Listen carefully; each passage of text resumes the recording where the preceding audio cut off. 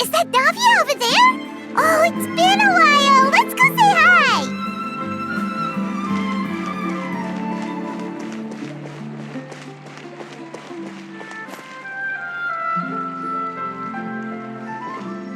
Hey, Navia! What you up to? Shh!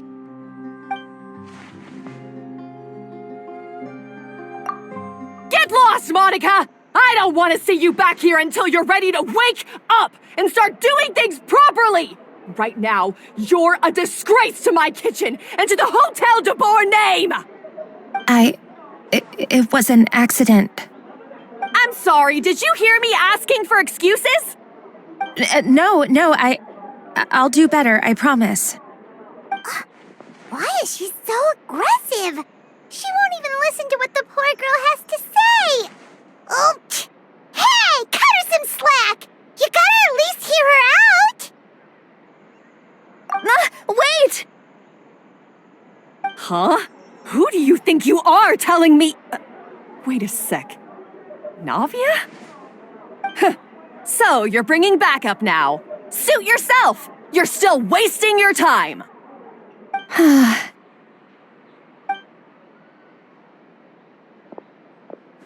Savannah, is this how you always treat your staff? My staff is right.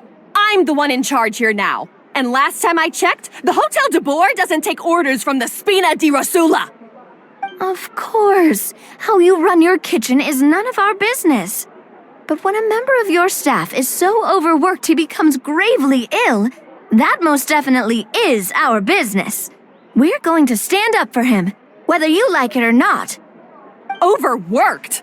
I've said it before and I'll say it again. If Fermon can't handle the job, then tough luck. There are plenty of other capable people I can hire instead.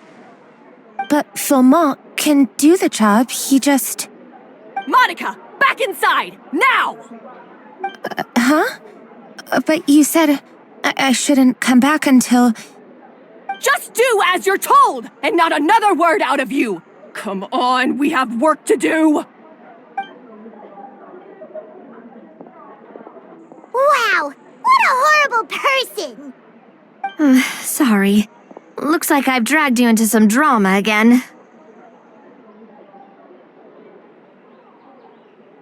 Her name is Savannah. She's the new head chef at Hotel de Boer. Ever since she took the job, she's been enforcing a brutal work regime and putting a huge amount of pressure on her staff. One guy was so overworked, he collapsed from illness. He's been bedridden for days, and he can barely even talk properly. I'm sorry. It's all my fault. I don't deserve to be a chef. At his family's request, the Spina di Rosula is trying to mediate on his behalf. We're not exactly making a ton of progress, as you saw. Savannah is adamant that Fermont's exhaustion and illness have nothing to do with her or how she's been running her kitchen. She's refusing to have any kind of meaningful dialogue with us. Our next thought was to talk to the other chefs at the restaurant and get a better idea of their working conditions. But with Savannah watching them like a hawk, no one has been willing to open up. And that's why I'm here, doing it the old-fashioned way. Camping out, watching, and waiting for an opportunity.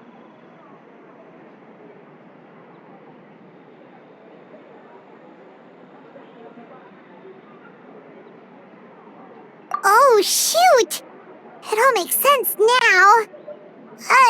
Sorry. Paimon should have thunk before she spoke.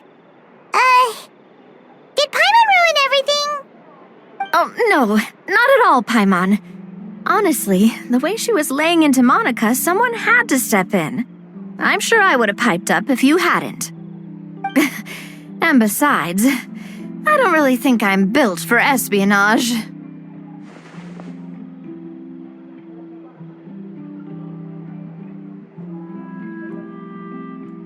Yeah, meaning it's gonna be all the more difficult to get the inside scoop now. Oh, I might as well head back to the Fleuve Cendre then. We'll need to come up with a whole new game plan. Paimon will join you, 'cause this is kinda all Paimon's fault.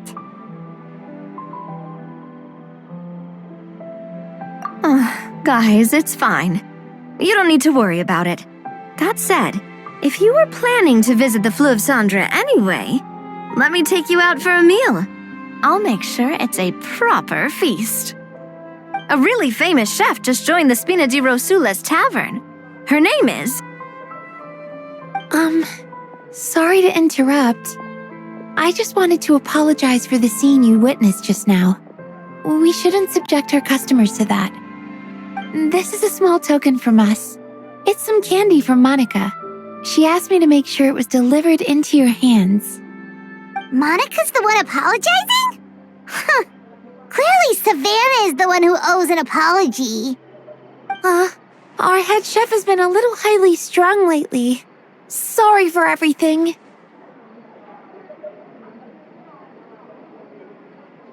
All right. Since there's candy, Paimon will drop it. Not the candy. Thank you for understanding. We'll make sure to pass your feedback on to Miss Savannah.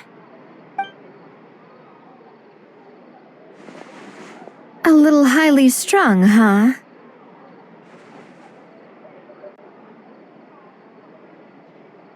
Paimon doesn't get it. How did someone like her even become head chef? Well, according to Fermat's family, she hasn't always been like this. But that's a story for another time. Let's try this candy. Oh, Paimon totally gets it. Come on, dig in! Huh? Hold on, there's something written on the wrapper. Find Escoffier?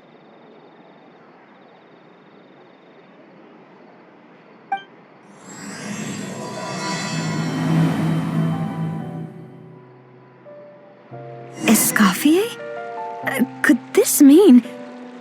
Huh? You know that name, Navia? Yeah. Let's stick to the plan and go back to the Fleuve Cendre for now. That's where we'll find Escoffier anyway.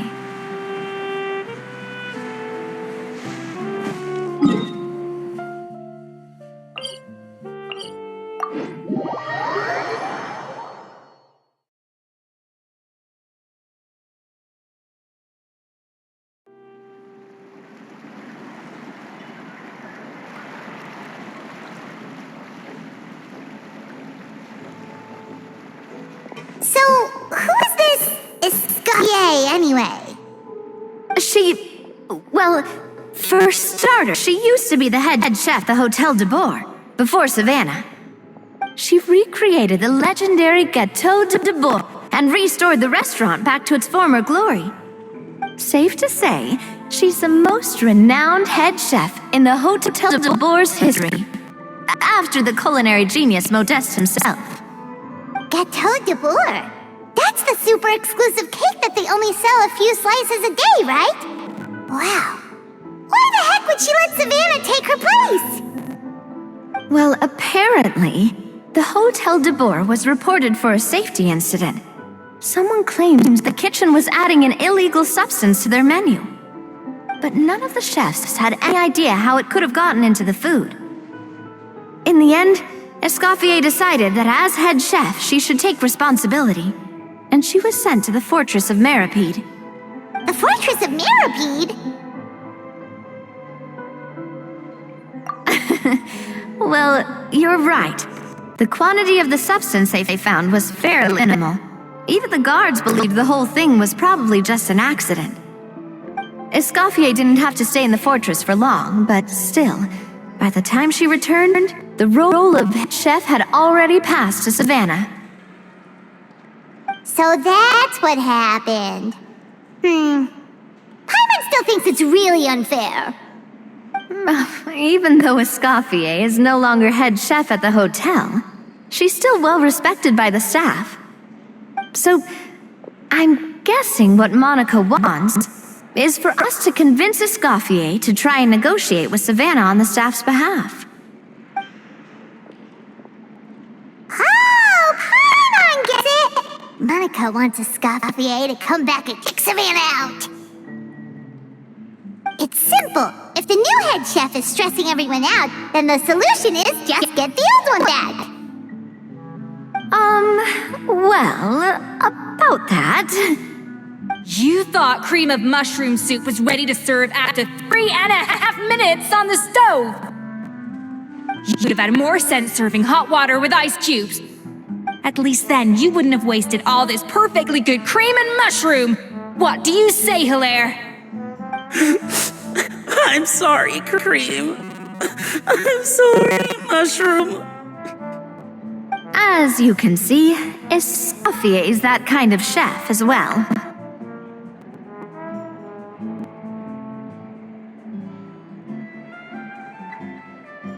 You have to leave it on the heat for long enough to allow those flavors the chance to come out.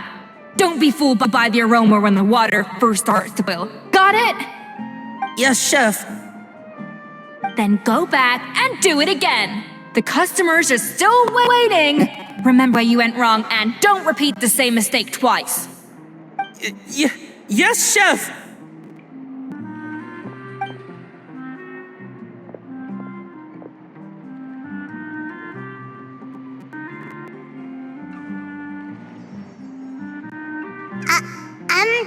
Excuse us, we're...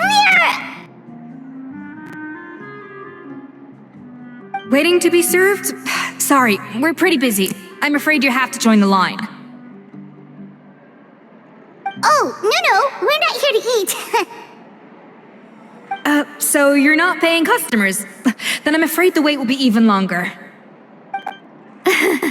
It's hard to talk to Escoffier when she's in the zone. Let's take a seat. We can catch up while we wait.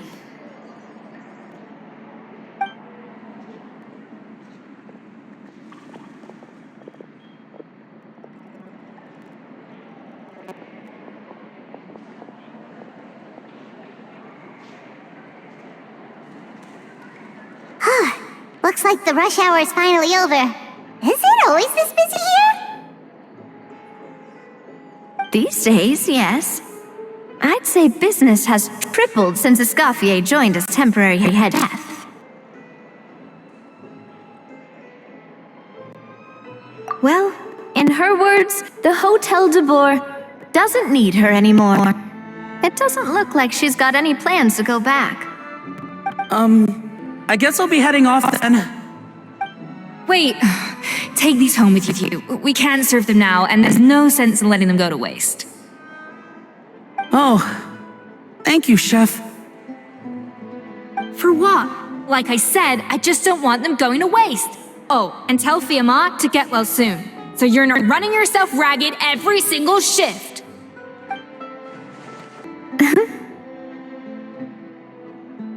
Fiamma. That's the second time we've heard that name. Who is that in? He's the chef that fell ill from stress. Hilaire is his son. And with Mom stuck at home taking care of Dad, he decided to pick up some work to help pay the bills. Escoffier knows their situation, so she's been making some extra food every day for him to take home. Hey, I heard that, Navia! I've told you before, no one's making extra food. Hilaire is making blunders in the kitchen, and I can't serve his failed dishes, so he might as well take them home. Yeah, failed dishes that just so happen to be nutritionally complete every single time.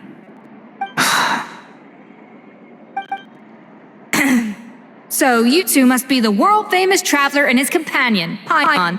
Yes? Is there something I can help you with? Oh, so you know us already. We'll skip the introduction then. We're here to talk about Savannah.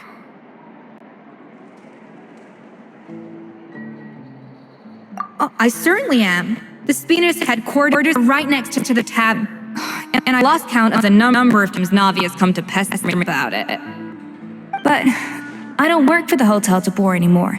And being ex-head chef doesn't give me the right to interfere with that business. Besides, I'm the one who persuaded Savannah to take the job in the first place. What? Well, she was a much gentler person back then. A little timid, even. She wasn't all confident she was the right fit for the role. That's hard to believe. Are we definitely talking about the same Savannah here? Honestly, I do wonder if she's just emulating me. I mean, I'm not the most pleasant head chef to be around either.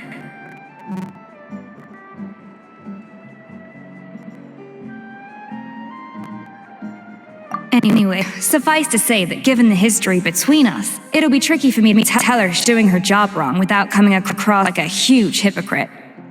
Fiamara and the others probably think that Savannah gets it all from me.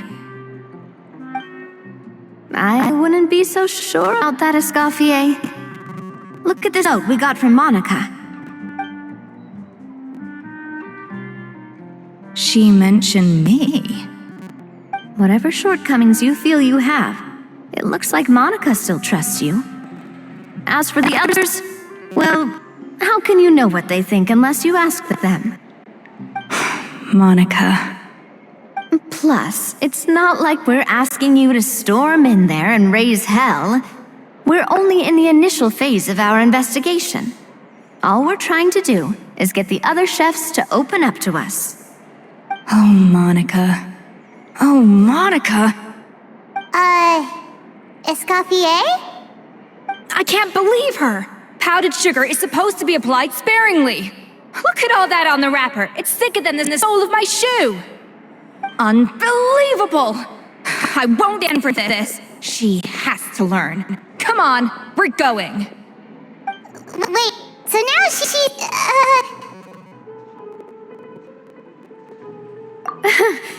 Let's go catch up to her. We don't want to keep her waiting.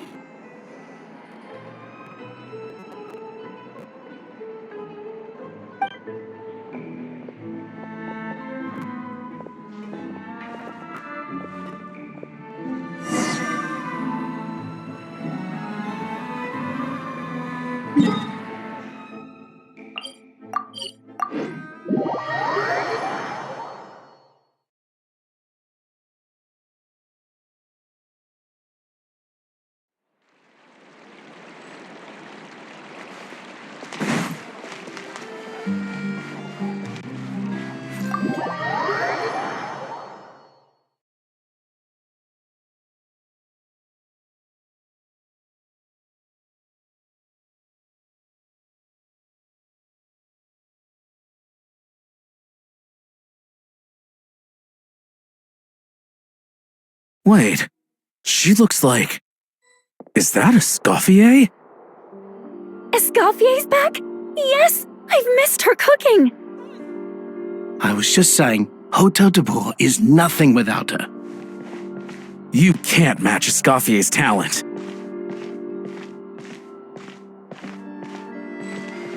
I'm sorry. I'm so sorry. I'm so annoyed.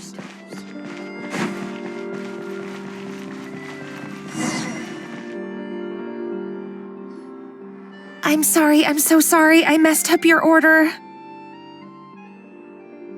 Oh, I wouldn't go that far. Maybe the taste is a little off, but if you hadn't brought it up, I don't think I would have noticed. But, please, you have to forgive me or Chef is gonna... Okay, I know. I'll kneel before you. What the heck? Get up, Monica! Can't you see that you're just making your customer feel more awkward? Escoffier? If you want forgiveness, then do what any self-respecting chef would do. Make the dish again. And this time, get it right. You cannot go begging your customers to feel sorry for you. Savannah said that I'm not allowed back in the kitchen until I've corrected my mistake. But if I can't go back into the kitchen, I can't do the dish over. That's some backwards logic. How can you fix your mistake without being allowed to cook? If this is what Fermat had to put up with, then no wonder he had a breakdown. We apologize for interrupting your meal, sir. It's fine. With my layman's palate, it's not like I can tell the difference anyway. I was actually quite enjoying my meal until she appeared out of nowhere and started apologizing. Gave me a bit of a fright, to be honest. Oh, well, it's because Chef Savannah tasted a bit of the leftover soup from my pot and then threw me out of the kitchen. Gosh, that's pretty strict. Has she always been that way? I don't recall things being like this when Escoffier was head chef here. I gotta say, you're all looking a little worse for wear these days. I mean, Escoffier was strict too, but I think the difference is that her criticism was more constructive, so you knew what you did wrong and how to improve, and we all knew that it came from a good place. Chef Escoffier was hard on us because she truly wanted us to reach her level. But these days, whenever we make a mistake, we just get told to wake up, get your head in the game, or just do it again. And it's only gotten worse since word got out that Chef Escoffier had started working again in the Fleuve Cendre. Monica, you don't need to call me chef. I'm not the boss here anymore. Yeah, but through no fault of your own, what happened back then, that wasn't on you, and all of us know that. That banquet was a huge event, and so many staff were involved every step of the way. With so many moving parts, there's no way of knowing how that Lumiline ended up in the food we served. Lumiline? What's that? A new drug from the Fontaine Research Institute, produced from an extract of the Lumitoile. Apparently it sharpens the senses, so they used it to treat people with impaired responses to stimuli. Oh, yeah, I've heard about that. They found out you can use it as a flavor enhancer since it stimulates the taste buds. Makes things pretty addictive. They also found that overuse can have mood-altering effects and even lead to nerve damage, so it quickly ended up on the guard's list of controlled substances. Unfortunately, however, some food products containing the additive had already made it to the market by the time the guards banned it from the restaurant industry. Everyone knows that in all likelihood, someone probably just purchased a batch of contaminated ingredients by mistake. But you took all the blame. We all know why. You just didn't want to see this turn into a place where tensions are constantly running high, because everyone's suspicious of each other all the time. And now look at you, a fry chef in the Fleuve Cendre. What are you trying to say? Sure, the Spina's Tavern is no Hotel de Boer, but come on, it's not that bad, is it? Oh, the Fleuve Cendre, you say? Great. That's where I'm dining from now on. Monica, I'm very happy with my current job, and there's no changing the past. We just have to let bygones be bygones. Besides, at the end of the day, I was the head chef, regardless of whose mistake it was. Ultimately, the responsibility lay with me. If only Savannah was half the boss you were. I'm sorry? Do you have a problem with my conduct as head chef? No, chef. So you do remember who's boss? Escoffier? I thought you'd left this place for good. What are you doing back here? What happened to you, Savannah? Why are you acting like this? When I turned this place over to you, You made me the head chef and gave up your right to tell me how to do my job. You're not the boss here anymore, so stop acting like you own the place. Whoa. Sounds like someone has a chip on her shoulder. Oh, Savannah! My God, have you grown a temper since I last saw you? Have you put even half the amount of energy into improving your cooking skills, or are you still using the Pluie Lotus as an off-brand marcotte, thinking no one can tell the difference? That's none of your business! What happened to not storming in and raising hell? Ho ho! I was not expecting to see something this spicy as soon as Escoffier returned. Huh? Van Agem? Aye, miladies. Might I make a humble suggestion? Given that we have ourselves a tête-à-tête between chefs at the Hôtel de Bord, I dare say it would be de rigueur to settle this the traditional way. The traditional way? That can only mean one thing. That's right. I'm talking, of course, about the tradition established by Modeste himself. The cooking contest! According to legend, the founders of Hotel de Boer, Modeste and Savelli, used this method to resolve all of their disputes. Everything from petty arguments over next week's menu to disagreements over the strategic direction of the restaurant. The cooking contest would decide who had the final say. Huh. Sounds like they had a lot of free time on their hands. Well, it might sound that way to us. But in fact, the cooking contest played an enormous role in motivating chefs to hone their skills, reaching new heights of excellence in the culinary arts. And indeed, the reintroduction of this institution in recent years has surely been instrumental in transforming the Hotel de Boer into the top-ranking restaurant in Fontaine. Reintroduction? Someone brought it back? Who?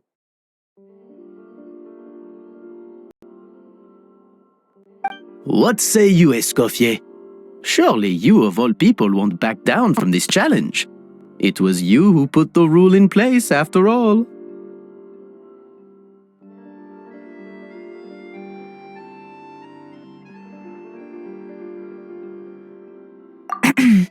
Sure, I reinstated it, but I'm not a chef at Hotel de Boer anymore. Isn't this bending the rules a little? I see no issue as long as both sides agree to the terms. We could simply treat it as an exhibition of sorts. Savannah, any objections? Exhibition. Huh. No. If we're going to battle it out, let's put it all on the line. If I lose, it's up to you what happens to me. I don't want anything to happen to you. But if you lose, you hand over the Codex de Boer to me. What? The Codex de Boer?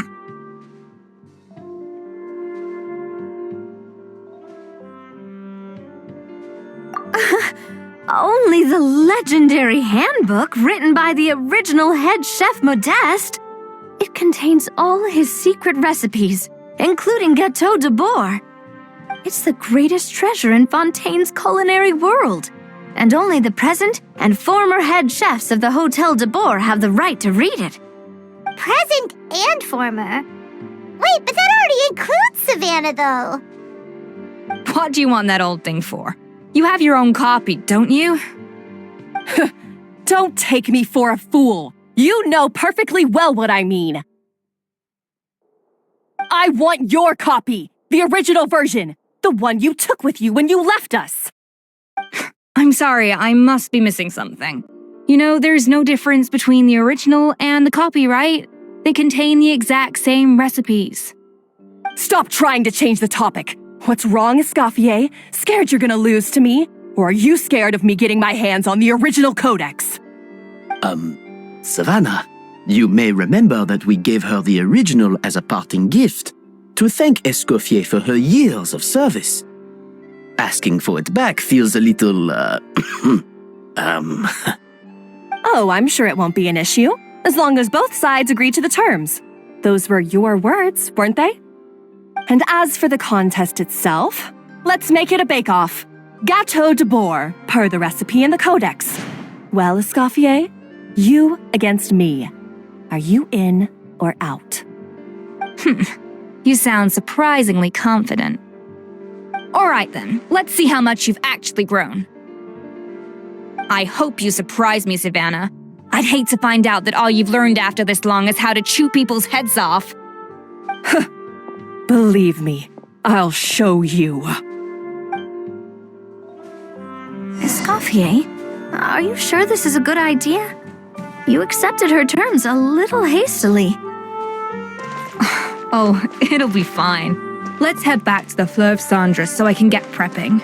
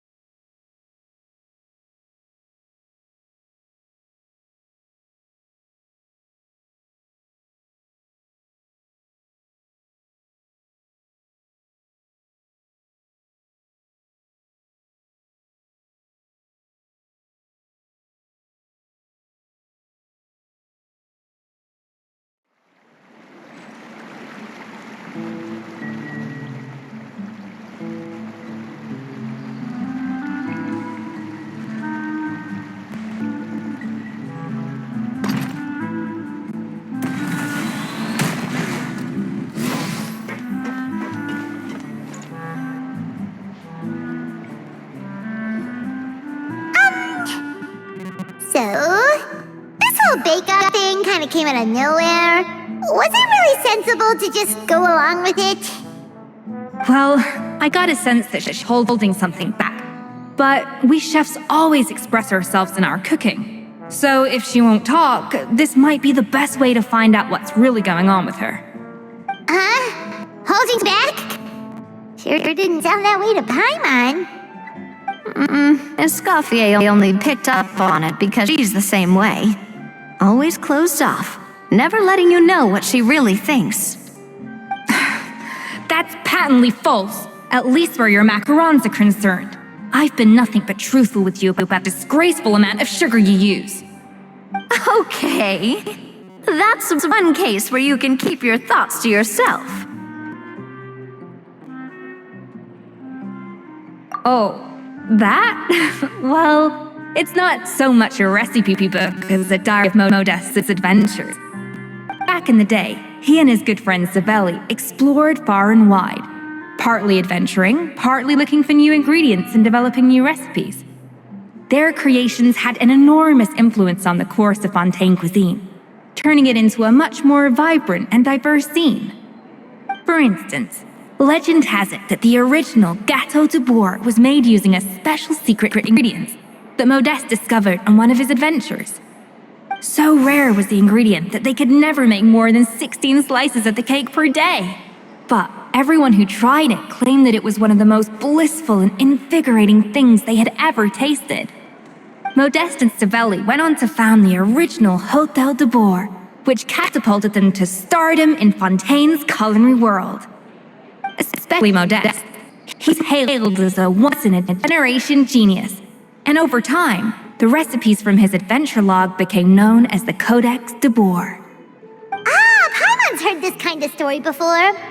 Armed with the Codex, the Hôtel de Bourg took its rightful place as the finest restaurant in the land, serving those recipes for centuries to come. Something like that? What? No, of course not. Cooking is a constantly evolving art form. How could any restaurant survive if they only served food that was popular last century? Anyway, never mind centuries. Savelli and Modeste parted ways not even 10 years after their rise to fame.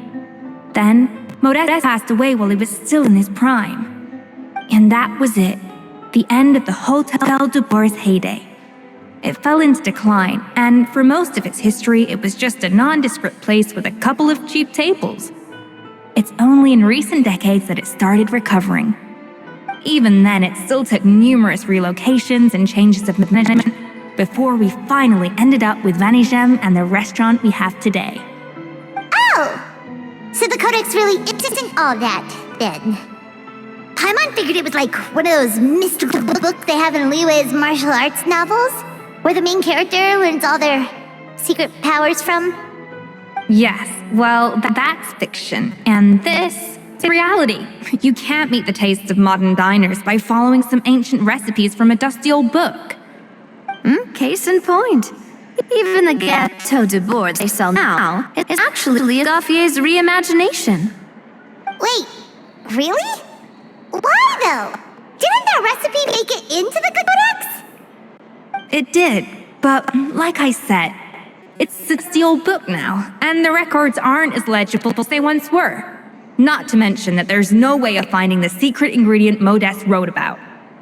So, reimagination is right. I consulted some historical records and took what I could from the Codex. But ultimately, the Gâteau de Bourg today is my own recipe. As for why we gave it the same name and kept the tradition of only selling 16 slices a day, well, you've got Vanigem's business sense to thank for that. Oh. Well, that kind of takes all the mystique out of it. Hey now, it might not be the original Gâteau de Bourg, but it's still the most delicious cake in Fontaine today. And who knows, maybe Escoffier's version is more suited to your palate. Just think, if the original truly was the perfect cake you're imagining it to be, there's no way the recipe would have been lost to history, right? Not to mention that the Hôtel de Bourg never would have fallen into a slump. Anyway, before I left my role as head chef, make a copy of all the recipes from the codex, including my own improved versions, and turn them over to Savannah. So why is she so interested in the original copy? Could it be a symbolic thing? Like, whoever holds the original Codex D'Amour is the true head chef. Well, it was clearly precious enough to give to Escoffier as a parting gift. Meanwhile, Savannah only got a copy. Maybe from her point of view, it's like management doesn't truly see her as being worthy of the role. You think so? The only thing is, it was her suggestion to give me the original in the first place. Well, a joint decision by her and Venegem. But still. What? Huh. Guess she's had a major change of heart since she became head chef. Yeesh. Who knows? We could speculate forever. Better to just let our Gato do the talking.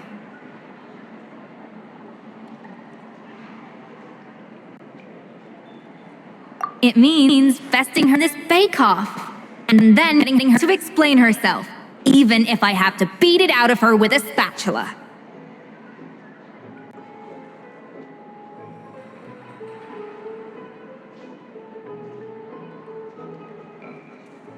However much she's changed since we worked together, I believe that she still has her chef's pride.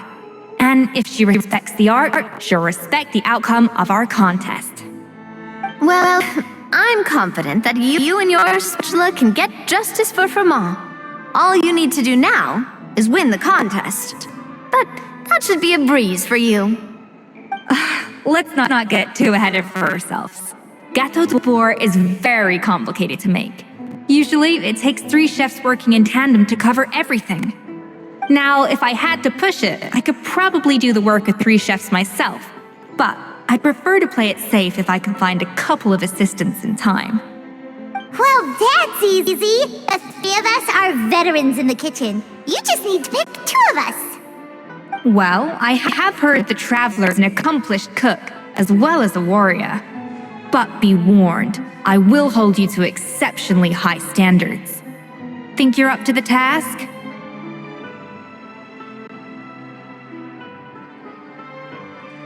Oh, count me in too.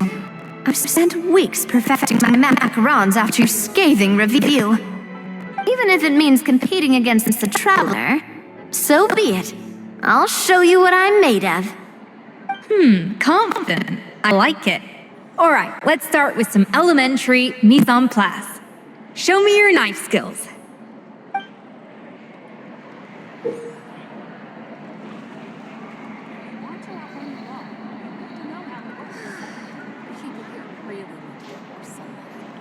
I've always called it chopping stuff up, not mise en place.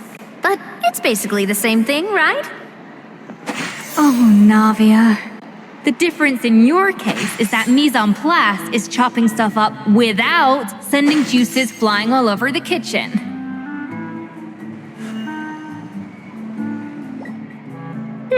Looks like you found that easier than I expected. Yeah, thankfully it was pretty straightforward in the end. You made it sound like we'd be carving statues out of fruits or something. Well, brace yourself, because the next step is anything but straightforward. I'll be using this cold press to extract flavor compounds from the ingredients. A kind of special food processor I got the Fontaine Research Institute to make for me. It uses cold temperature extraction to isolate the essence of cooking ingredients, which can then be used to flavor dishes more precisely. But this isn't exactly standard kitchen equipment. So that probably didn't make a whole lot of sense. Let me give you a demonstration instead.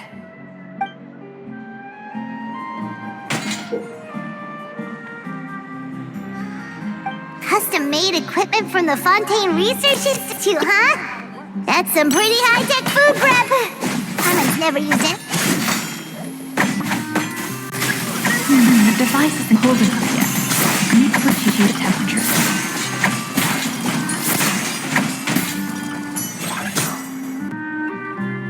And done.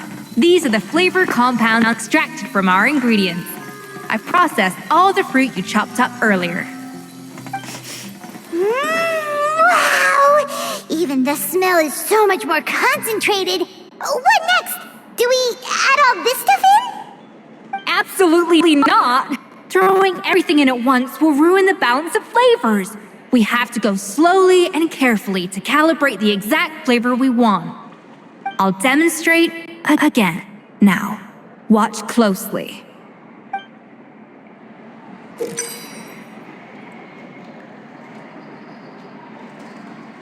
Slowly and carefully.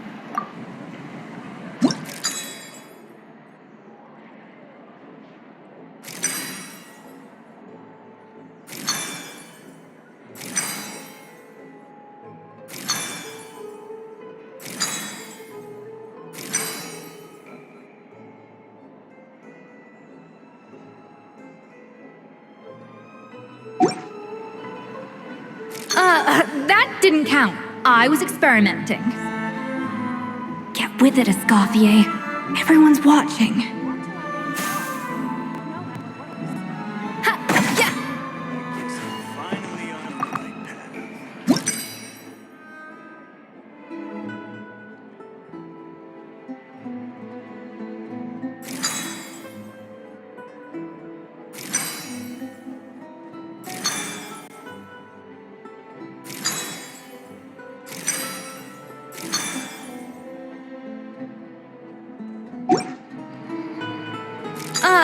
That didn't count.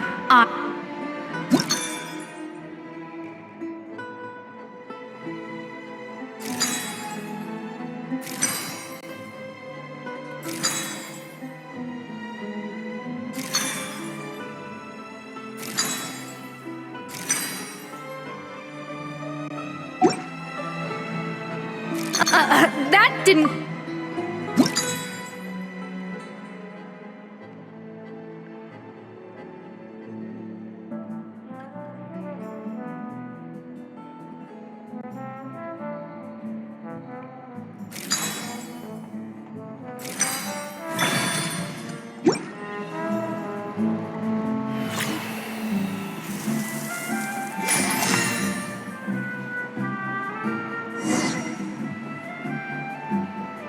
And voila!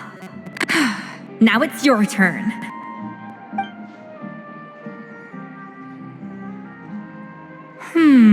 Not terrible. Considering this was everyone's first time blending flavor extracts, it could have been worse. But the traveler's work was surprisingly good. Are you sure you've never done this before? You got almost perfect results on your first try. Oh, well, they do say adventurers are multi-talented folks. Now I've seen it firsthand. Alright, now for the part I've been looking forward to. I want each of you to cook something from the Hotel de Bois' current menu. I'll judge your submissions and give you a final score.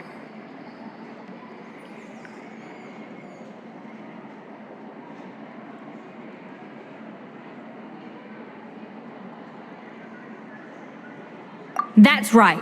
The true test of your cooking skills is the finished product. It'll be good practice for the contest itself. Now get to it. Chop chop!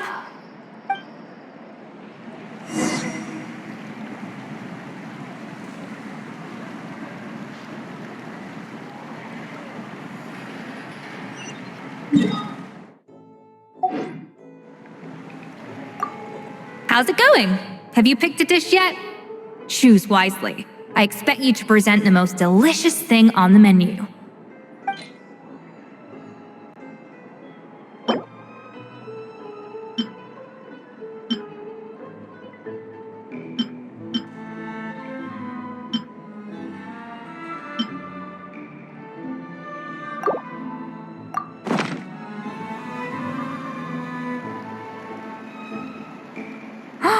Look at that! With the grace of a snow-winged goose, as I like to say. Now, let the grating commence.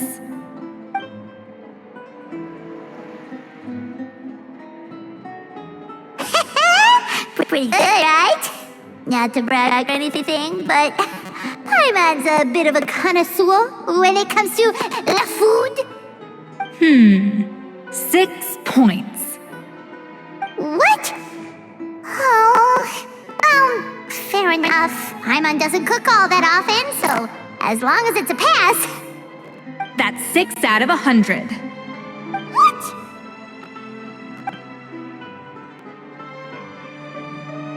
You say you're a connoisseur, but it's quite clear from this dish that you have far more experience consuming food than creating it. By that logic, I suppose you think listening to Lady Farina on repeat every day would make you an opera singer. Aww. Me next, me next. I'll have you know that this batch of macarons has 2 whole tablespoons less sugar than my previous ones. So you went from 12 tablespoons to 10? Well, it's nice to know you actually measured it out. Because it tastes like you just threw in whatever was left in the jar. 6 points. Aww.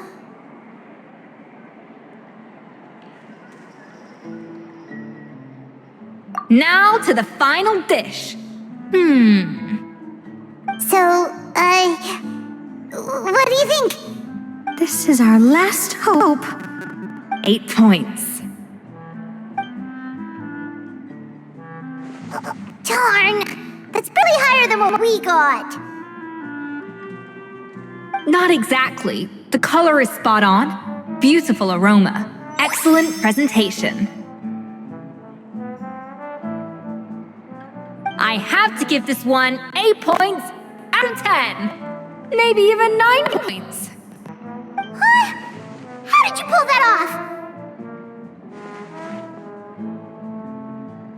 Don't get me wrong. There's room for improvement. But still, this is clearly the work of an accomplished chef.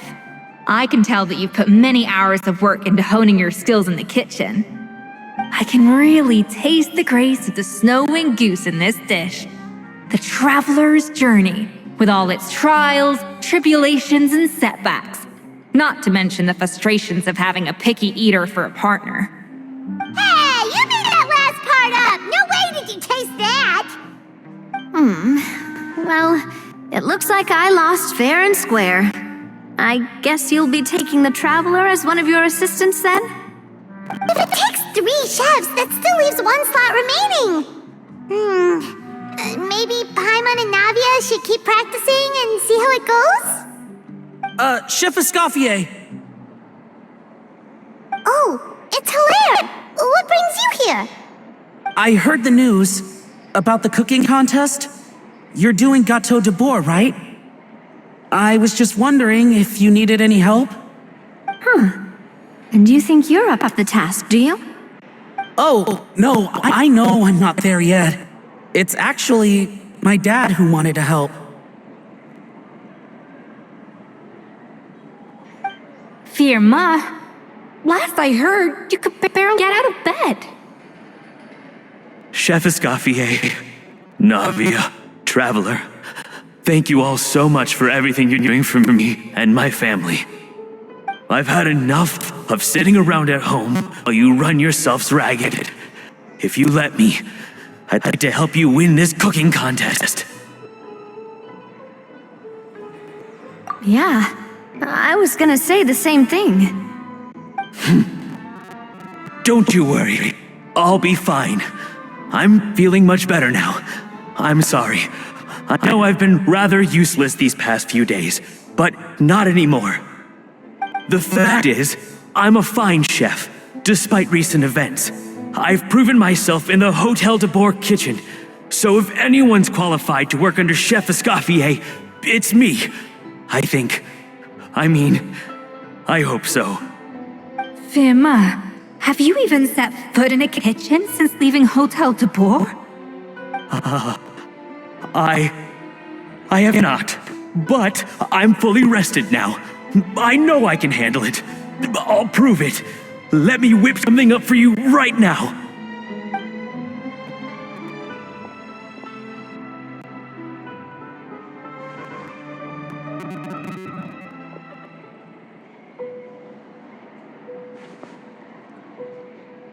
Huh? That's strange. Why are my hands shaking? What do you call this, Firma? I can't seem to grip my knife. Do it again! Again! Again! I... Hopeless. Get out of my kitchen yesterday.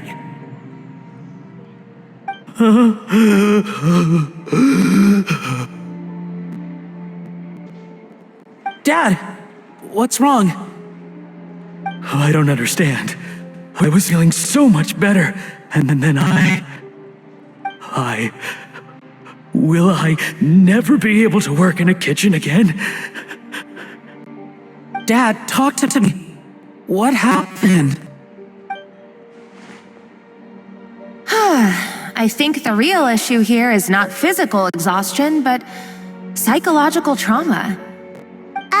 Monica, when did you get here?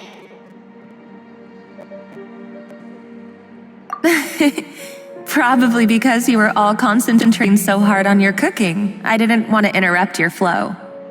But anyway, I'm so sorry. If only I'd known how serious your situation was, I would have stood up for you sooner. You have nothing to apologize for, Monica. During those long nights of redoing every order, you were the only person who looked out for me. Well, come on. All I did was make you some tea. I doubt it was much help. Savannah was so ruthless toward you. I probably should have brought you something stronger. She sounds like the worst. All right, another Savannah horror story. Let's hear it.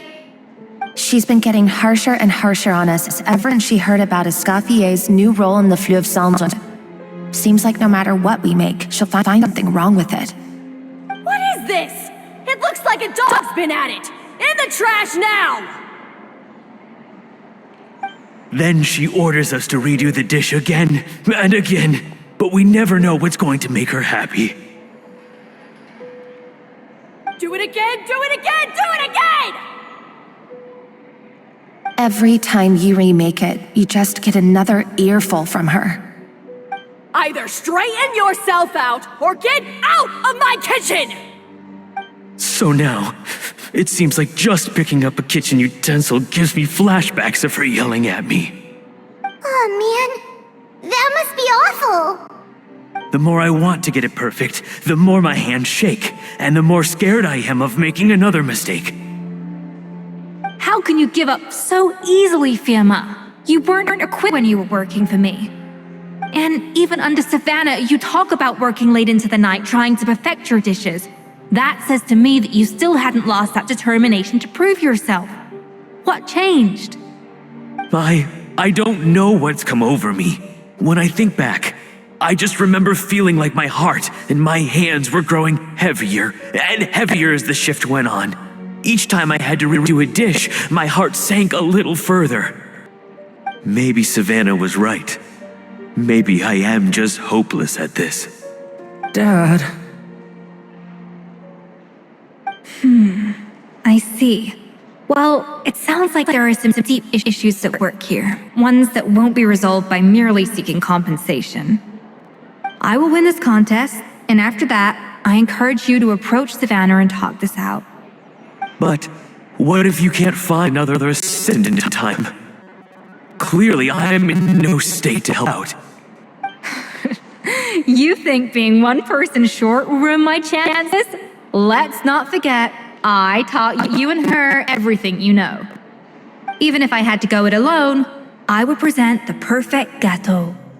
Oh, well, Paimon and Nadia will still keep practicing, just in case.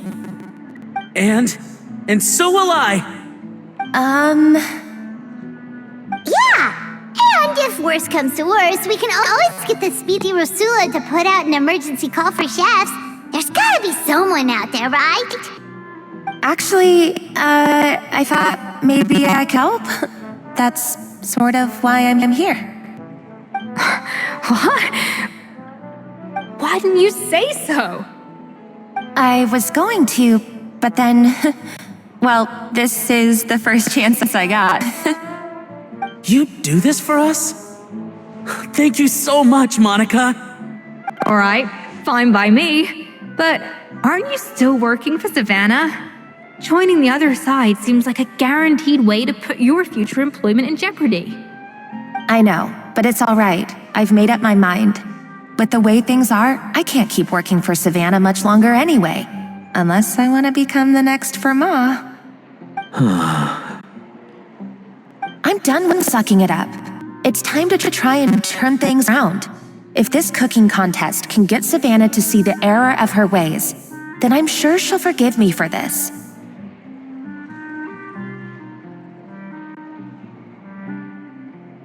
Well, Hyman didn't think he'd be poaching from Savannah's staff to get our third person, but there you go. Anyway, Monica's a professional chef, so nothing could possibly go wrong now. Great! Then it's settled. And to congratulate you all on making the team, I propose a Spina-sponsored meal to celebrate. Spina sponsored? Wait, you mean I'm cooking? Well, I promised the traveler a feast in the Fleuve Cendre. And I know how much you've been looking forward to it. Yeah! Feast, feast, feast!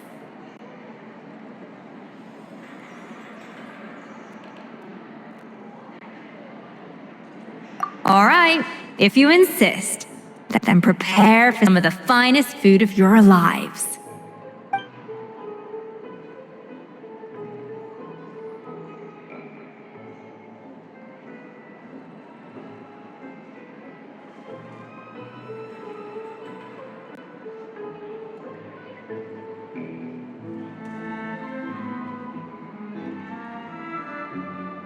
That's not a bad idea, actually.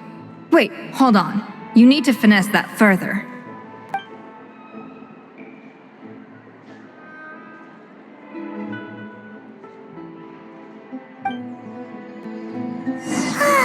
That was a dream come true. Hyman never knew Fontanian cuisine could be this good. I guess I'm finally on the right path.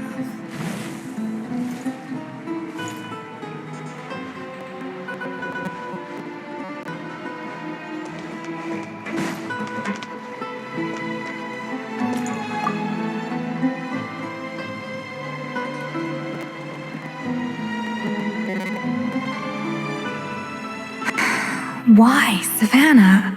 Why? Oh, nothing.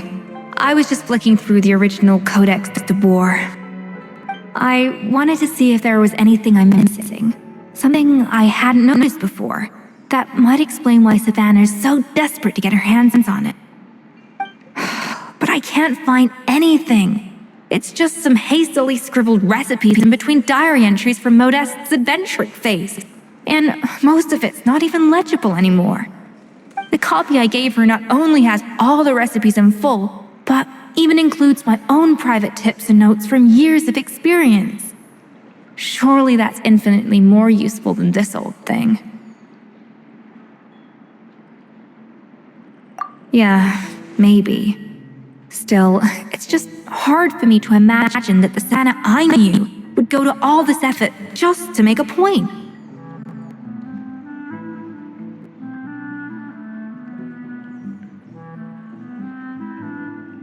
We were. At least I always thought we were.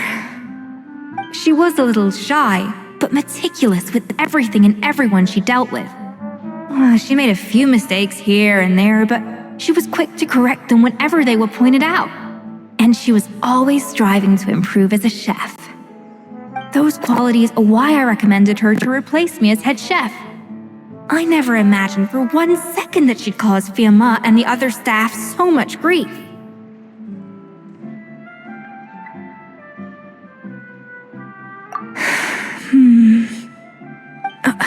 Well, I mean to an extent, of course. I pushed hard for her to get the role. And the idea that she turned out like this because of me is difficult to come to terms with. I wonder if this is how Modeste felt back when he was writing the Codex. Yes, with his good friend and co-founder at the Hotel de Boer, Stavelli. The story goes that after Modeste unveiled his Gâteau de Boer and was hailed as a culinary genius, He was admired and adored by all. But his newfound fame slowly drove him and Savelli apart. Unlike Modeste, whose every new creation was an instant hit, Savelli seemed to face setbacks at every turn. Doors that would swing wide open for Modeste would shut in Savelli's face. And with Modeste being whisked off to all manner of functions by his celebrity friends, he had less and less time to discuss the culinary arts with Savelli. People started gossiping about Savelli, and their relationship between the two gradually soured.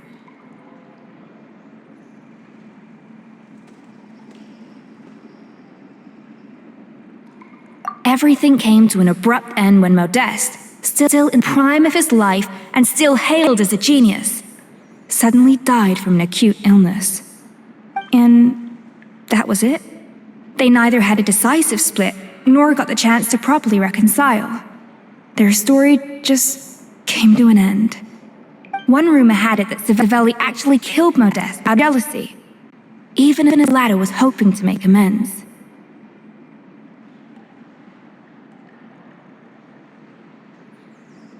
Unlikely. It's a popular theory, but there's no real basis for it. At least there are no records of Savelli ever being convicted of a crime.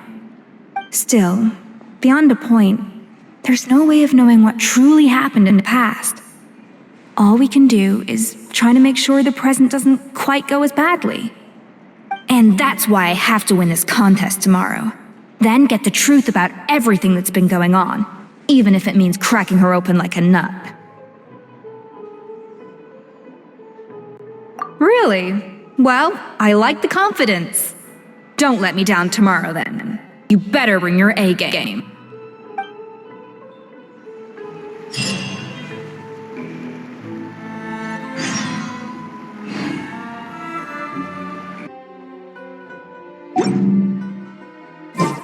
It's Cooking Contest Day! To the Hotel de Boer! Toot sweet!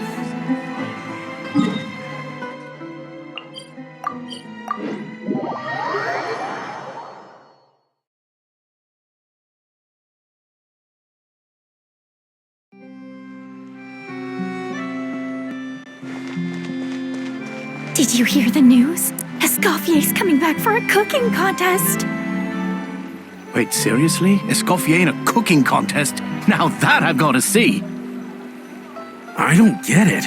Why would anyone in their right mind challenge her to a cooking contest?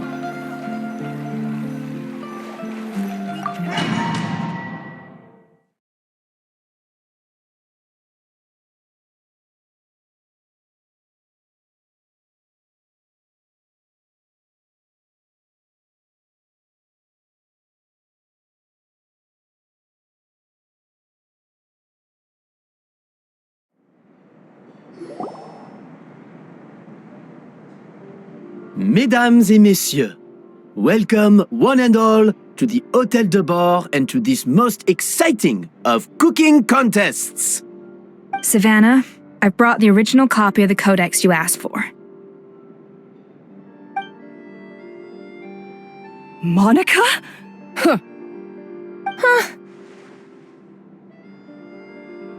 In the interests of fairness, this contest will be conducted in a double-blind format. Once the dishes are complete, they will be sent to the back of the kitchen where they'll each receive a label. The labels will be placed out of sight underneath the plates, only to be revealed after the judges have sampled them and reached a final verdict. This is to ensure that no one will know which dish is made by which contestant. As one of the judges, I promise to be fair and impartial. When my meal got interrupted yesterday, I never thought this is how they'd make it up to me. Getting a seat on the judging panel is a pretty sweet deal. Both contestants have taken their positions. Then, without further ado, let the Hôtel de Bord cooking contest commence!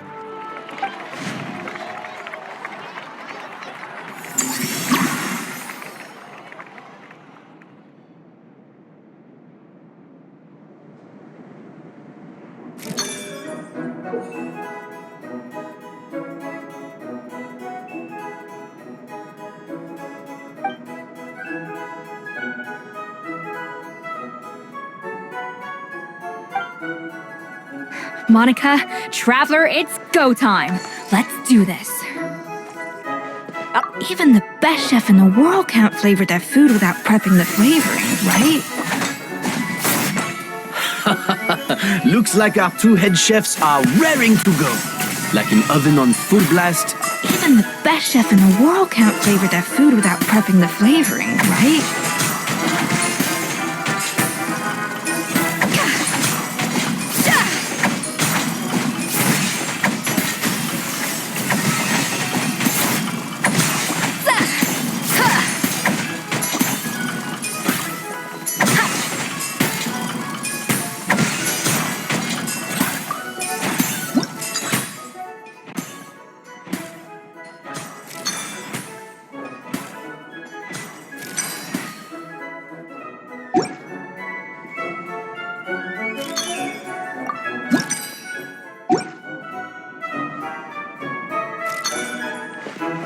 An inspired melange!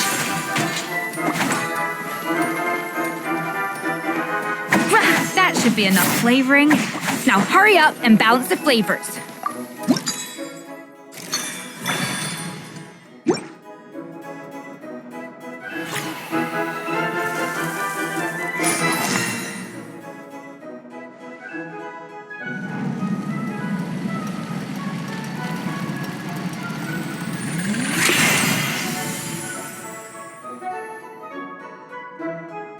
Come on, Escoffier! Come on, Traveler!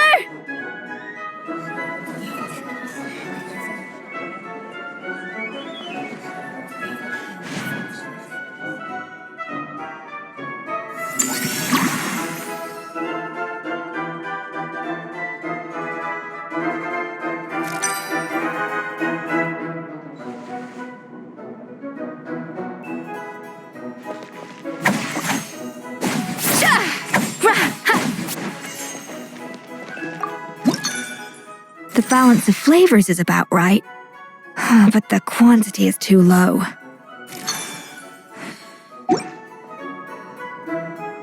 Alphonse! What are you playing at? Not how I taught you to do it!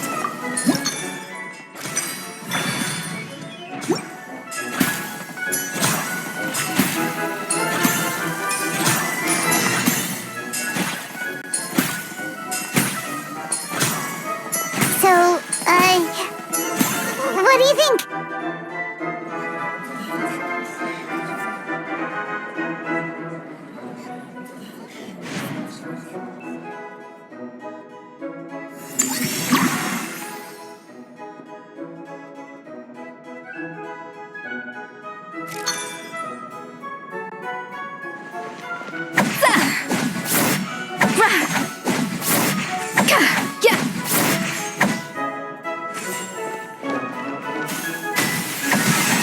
Escoffier is already on the final step of the recipe.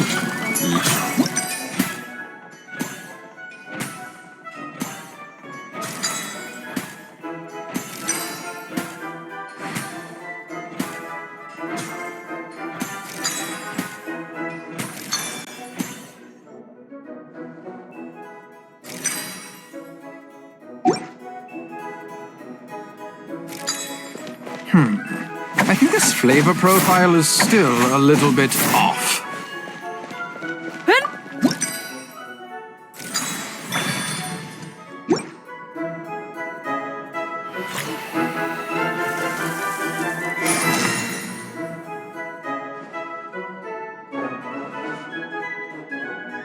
You can't match Escoffier's talent.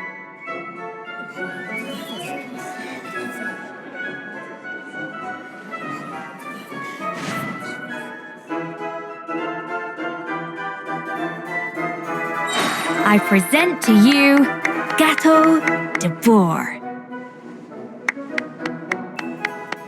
At first, the flavor.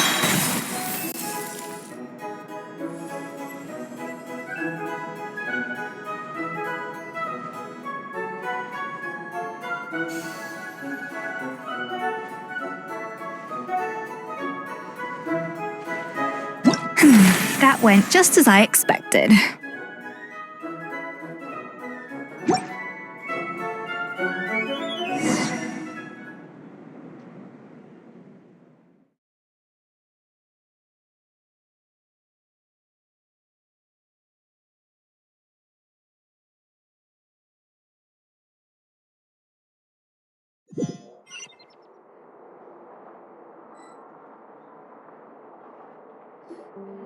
Time's up!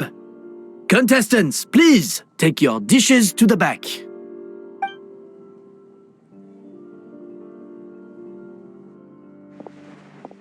Huh. That guy was right. You really can't tell whose is whose just by looking at them. We both made the same dish after all. For all her flaws, Savannah's a talented chef who earned my recommendation for good reason. She wouldn't screw up something as elementary as the cake's appearance. Whoa! This is really rather good. Wonderfully soft and fluffy. Beautifully sweet. This is a masterclass in how to make gâteau de bois. I would give this one at least 9.9 out of 10. Only because there's something about the flavor of the base. It's just a little different from the recipe I'm used to. Huh? Really? I couldn't tell.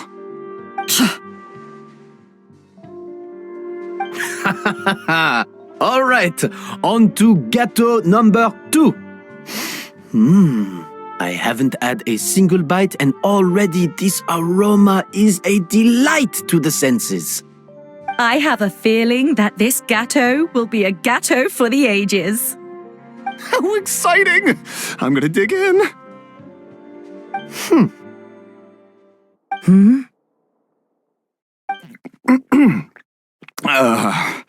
I think maybe someone got a little carried away when they were adding the sugar. Not just the sugar, it's the flavors too. This is all over the place.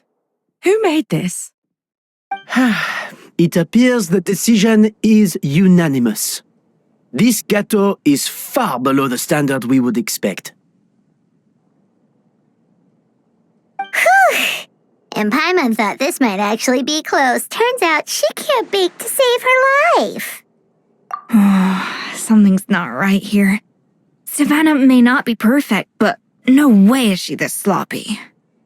I can now declare that the creator of the first gâteau has won this cooking contest. Now, all that remains is to turn the plate over and reveal the chef's name underneath. What? It's Savannah? No! That's impossible! Hey, Savannah! You cheated, didn't you? You cheater! What did you do? Oh, you swapped the plates, didn't you? Well, someone's a sore loser. These cakes went from the oven to the judge's table without me ever laying a finger on them. And everyone here can attest to that. It was Van Gem's staff who labeled them in the kitchen. If you're looking to accuse someone, why don't you start with them? Isn't it more likely that Escoffier's lost her edge? Oh, or maybe her assistants let the team down. You take that back! Judges, we demand a rematch.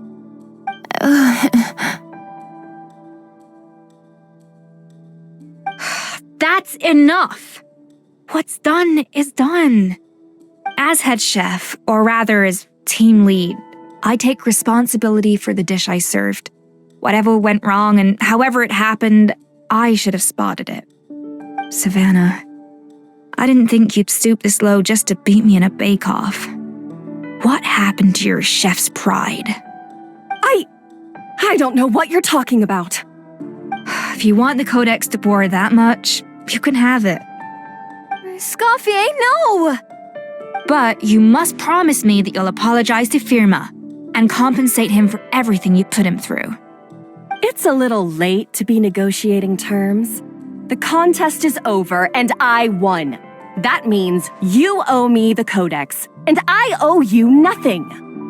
Look, Savannah, you may have fooled everyone else, but can you really fool yourself? What I'm offering is to accept defeat without looking to expose what you've done.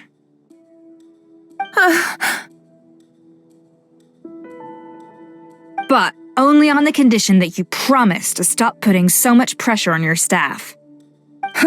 Fine. I'll treat this as your final handover of duties from one head chef to the next. So, will that be all, ex-head chef? Or is there any other unfinished business you'd like to leave in my hands? I didn't mean that to be a scolding from your former boss, just a word of advice from a fellow chef and a friend. But I don't know if you're even open to input from other people anymore. I know what I'm doing. I don't need your advice. All right, fine. I'm glad to hear it.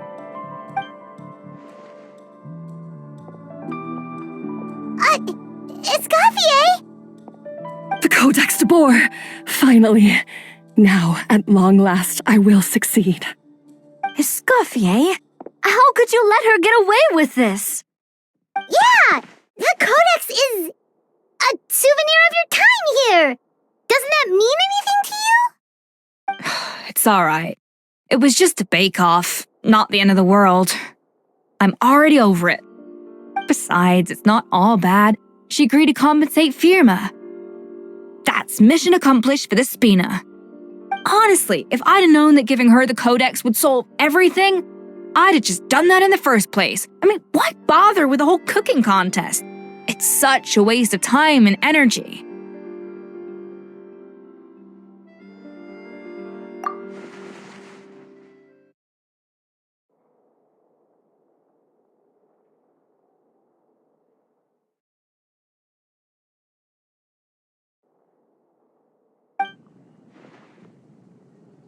No. No! This doesn't make any sense! Huh? That's it? No secrets, no nothing? I don't believe it! This can't be happening. Oh, Chef Savannah! Savannah?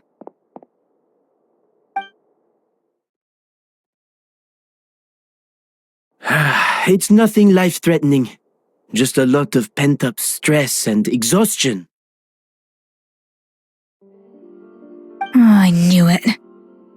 Pent-up stress? The truth is, however hard she might be on the rest of us, the person she puts the most pressure on is herself. Yes, there are nights when she makes us redo things over and over into the wee hours. But for her, it's every night. She'll hide herself away in the kitchen, working on new techniques and recipes, and only realize how long she's been at it when we come to work the following morning. But why? Why would she do that? Our best guess is, she doesn't want to be seen as less of a chef than Escoffier. And there it is.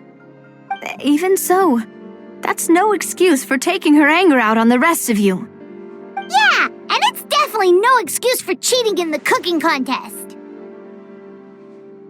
About that, we honestly have no idea how she did it. We were focused on our own work the whole time, like she asked. Leone and Algalia were the ones I tasked with labeling the cakes. I've already spoken to them both. They're at a loss to explain it too. Not to worry. Come on, join me downstairs. I'll interrogate the guilty Gateau myself.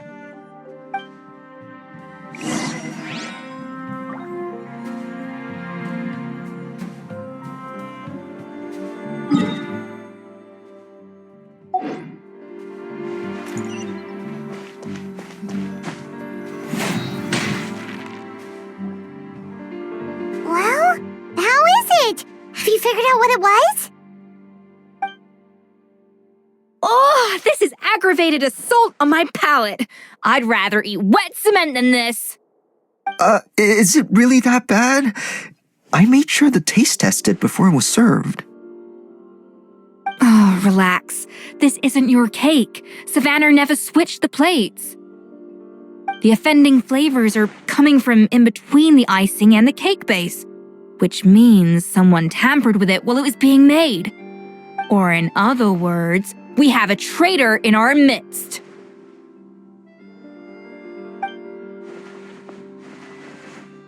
I'm sorry. I was forced into it. It was Chef Savannah. She said if I didn't cooperate, she would... Calm down, Monica. I've already accepted defeat. And If I wanted retribution, I would have brought this up when the results were announced. Whatever's going on with you, just spill the beans. There's no need to hide it.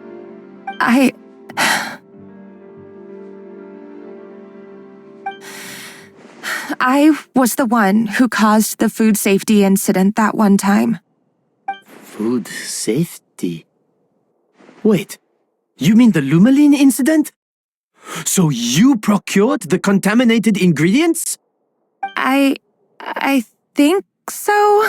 Savannah and I were on procurement that day. I didn't check everything as well as I should have, and so I let contaminated ingredients make it into the kitchen. But I swear I didn't do it on purpose. I had no idea there was an issue with them, and I didn't know it would end up with Escoffier going to jail. But the last thing I expected was for Savannah to use it as leverage to blackmail me with. This is crazy! So Savannah pressured you into sabotaging Escoffier's cake by threatening to expose your secret if you didn't? I know, it's terrible. I'm so sorry. I was so scared. The thought of Chef Escoffier finding out that I put her in jail, it made me freeze up with fear. I thought Escoffier would hate my guts if she ever found out, and yet somehow that's ended up in me doing something even worse.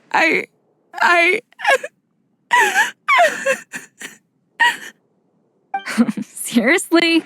All this fuss over a little slip-up? Huh? Firstly, it's not like I got a life sentence. I did my stint at the fortress and now I'm out. And secondly, I had my own reasons for leaving the Hotel de Boer. This wasn't the only factor. So you don't need to feel ashamed or frightened or anything like that. Any more than you need to add butter when you're pan-searing foie gras. You mean, you forgive me? Oh, well, I'm not saying you don't have to take responsibility for your mistakes. You should tell Vanagem to mark down your performance for the past few months. Then do some digging and find out exactly where those contaminated ingredients came from. Sure, you've made mistakes, but now's the time to fix them. Understood? Understood.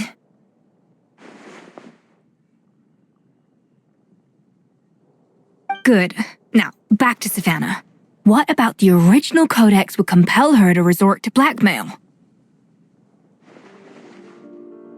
I have my suspicions. Not that I've got any proof to back them up, though.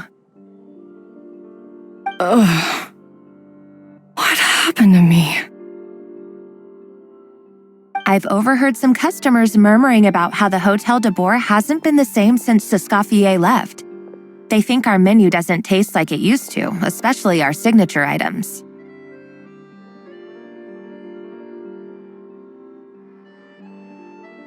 Now that you mention it, I noticed it during the contest too. I couldn't put my finger on it, but the flavor seems subtly different from how it used to be. But the difference was so small, I'm sure no one would notice it besides our most loyal customers and true dessert connoisseurs. Still, as head chef, it's easy to see why Savannah would get so hung up on it.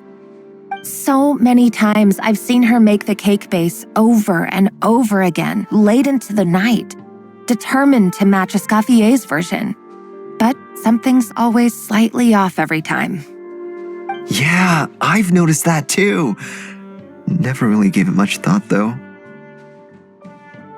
Thinking back on it now, it's clear that Savannah's been in a downward spiral ever since Escoffier left. She wants to prove that she can fill Escoffier's shoes. That's gotta be the reason. But after countless setbacks, she's getting more and more unhinged. And at some point along the way, she switched from doubting herself to doubting Escoffier. Doubting Escoffier? For what?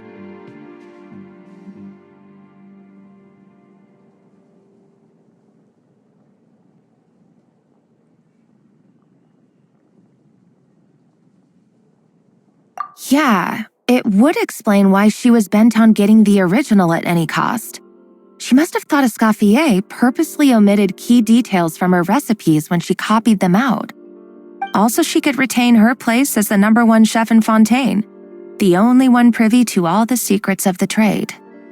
Oh, for goodness sake, what a stupid idea. Of course. Then she finally got the codex only to discover that the secret recipes she's been pining for don't exist at all. Seeing how utterly wrong she was must have been a real shock to the system. It probably brought up everything at once. It overwhelmed her. There's still one thing that doesn't make sense, though. If Savannah had the real recipe all along, how come it tasted different? She might not be on the same level as Escoffier, but surely after like 50 attempts, she'd get it right one of those times. You'd think so, but geniuses like Escoffier are in a league of their own.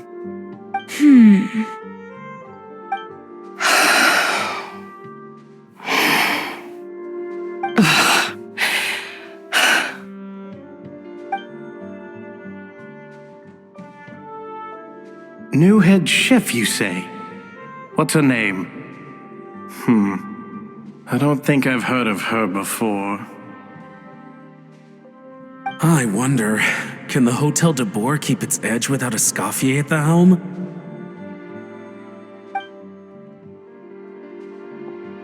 This tastes different from last time. Is it undercooked or something?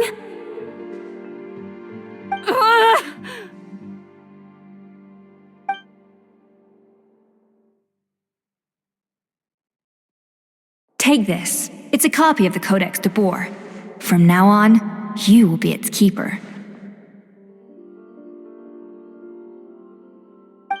Don't listen to the doubters. If I say you can do it, then you can do it. Even if you don't believe in yourself, at least believe in me. Hey, did you hear me? Once I'm gone, the restaurant is all yours.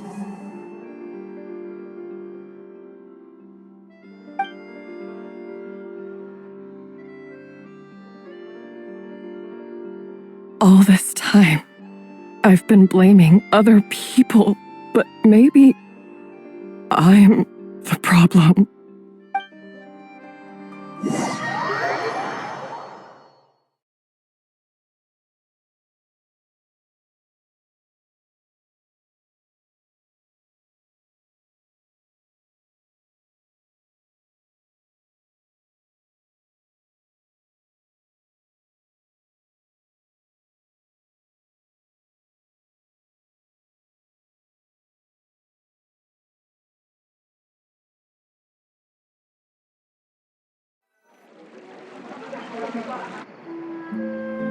I sincerely apologize for putting everyone out. Savannah's awake now, but I don't think she's ready to speak to anyone yet. Let's give her the day to calm down. I'm sure you'll have the chance to talk everything out tomorrow. In that case, I'll go and update for Ma and his family. I wonder what he'll make of all this. So, we'll come back tomorrow then.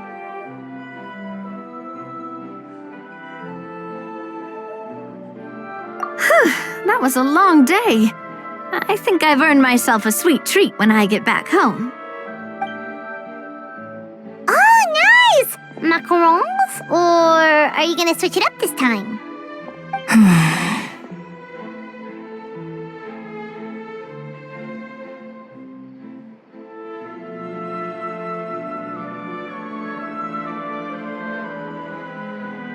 Traveler, how much do you know about the snow-winged goose? Every year, they migrate long distances in search of a suitable home. There's always one goose at the front whose job is to lead the flock. Fontaine poets often use the image of that goose to explore the ideas about leadership and genius. They usually imagine someone who's a cut above the rest, a model of perfection. But what those poets don't know is that during a migration, the lead goose is always changing. Once the lead goose shows signs of fatigue, it retreats to the back of the flock and allows another goose to take its place. So the truth is that leadership, with all the responsibilities and pressures that come with it, it's something that everyone takes turns at. But we humans completely miss that fact when we project our own ideas about social hierarchies onto them. I guess what I'm saying is, I don't buy into this notion that there's some sort of gulf between normal and genius. Cooking is a science, not magic. Given the same ingredients, same recipe, and same environment, I see no reason why two different people shouldn't be able to create the exact same dish. Of course, some people have a more sensitive palate than others, and some people are just born bolder or more conscientious. But these are all variables that can be accounted for with time and practice. I'd have no reason to expect so much from others if I believed that perfection can only come from the hands of a genius. The only reason I hold people to high standards is because, well, I believe they're capable of greatness. Okay, I've made up my mind. I'm gonna get to the bottom of why Savannah failed. And come tomorrow, I'll give her the scolding of her life, pointing out all the mistakes she's made along the way. Then she'll finally see the error of her ways.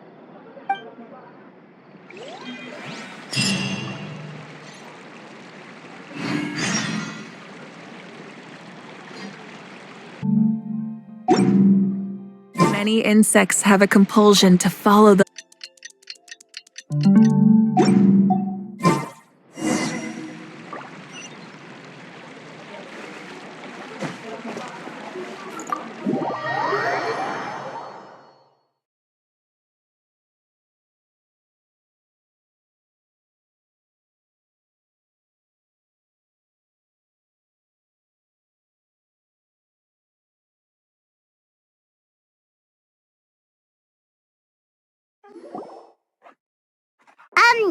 Why are we here so early? Our meeting with Vanigem isn't for a while.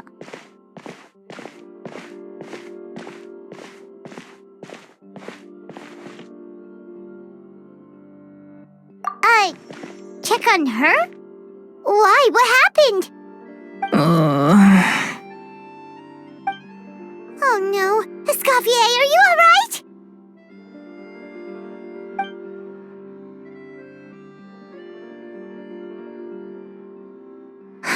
I'm fine. Just need to get some more coffee in me.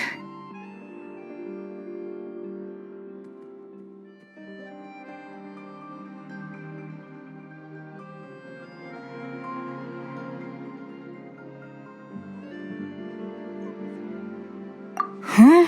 What happened to my coffee? Did I really drink it all? All right. Thanks. I appreciate it. Well, there's cooking facilities here. Or we could just grab a cup of coffee from Cafe Lutece, but either way, hurry!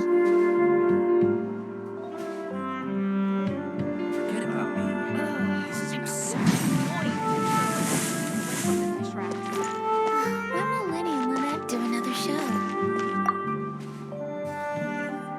Coffee. Need coffee.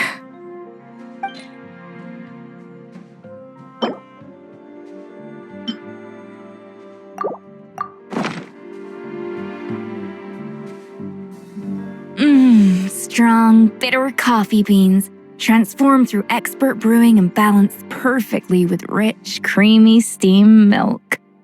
Wonderful. I feel much better now. Thank you so much, Traveler and Paimon. Glad to hear it, but make sure to catch up on your sleep when you get the chance.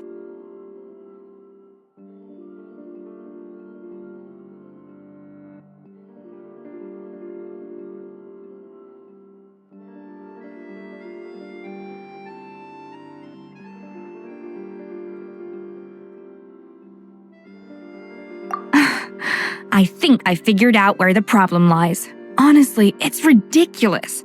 I don't know whether to laugh or cry. Wait, what investigation? What are you guys talking about? I'll save it for when everyone else gets here. It's so stupidly small. I can't believe it's caused so much drama. Yes, except my failures were stepping stones to success. Escoffier! Have you seen Savannah? Huh? No, not since yesterday. Why? What's wrong? After seeing her home yesterday, we were all a little concerned about how she was doing. So, I dropped by her place early this morning to check on her. Only to find an empty house with the doors wide open. I left Alphonse and the others to keep watch at her home while I checked the Hôtel de Bord. I'm worried something bad might have happened.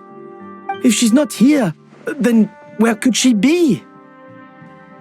Boss, Escoffier, bad news. Alphonse? You're supposed to be keeping watch at Savannah's house. We were, but then, just after you left, we found this stuff in her house. Oh, looks like a map with a bunch of random places circled. What does it mean? Wait a second. This feels familiar. I'm sure these places are all connected somehow. Of course, from the Codex. They're all places that Modeste explored on his adventures. Yeah, but I don't understand. The adventure logs in the Codex are too fragmented to be of any use. How come this map shows all the missing details? The Codex de Bord?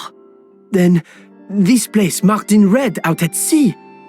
Could that be the fabled birthplace of Gâteau de Bord? Seriously? So now she set her sights on finding the original recipe and beating Escoffier that way? Geez, Savannah. Anything to overcome a Gâteau plateau, huh? Ugh, idiot. Does she have a death wish? Those ruins are thousands of years old. Hold on, there's more. Besides the map, we also found these letters.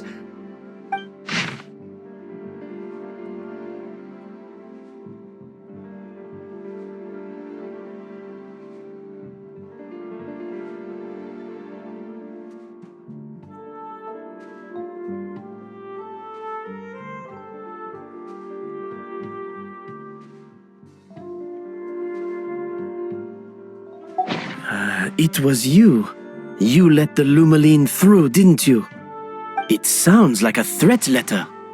Does this mean that Savannah was responsible for the safety incident? And not Monica after all? Retrieve the Codex by any means necessary. So the cooking contest and the cheating. Someone else was behind her pulling the strings? She's keeping the true recipe to herself. Ugh, this is all such a mess. Paimon needs a second to process this. First, we thought that Savannah forced Monica to cheat in the cooking contest. But now, it turns out that someone else forced Savannah to force Monica to cheat?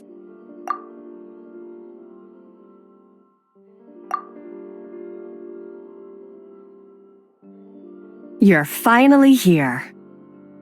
Of course. I should have put 2 and 2 together as soon as I read your threat letter. The food safety incident, the demand for a cooking contest, the instruction to blackmail Monica, even the suggestion that Escoffier was keeping secrets from me. It was all part of your grand plan, wasn't it, Monica?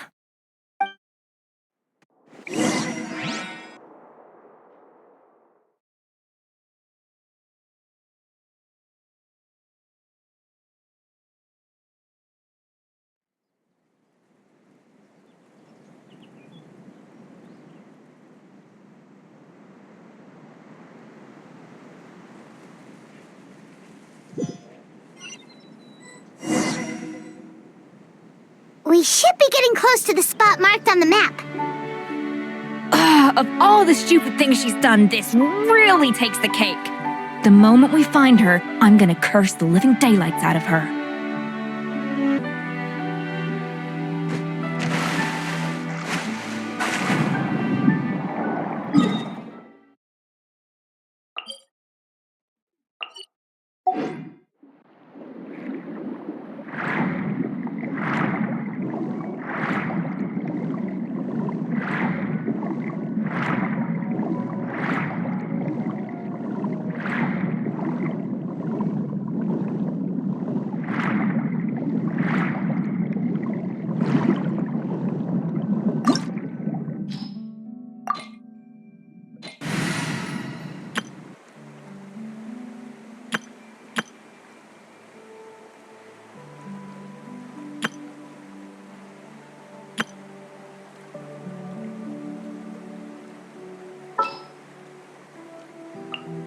Didn't keep you waiting, did I?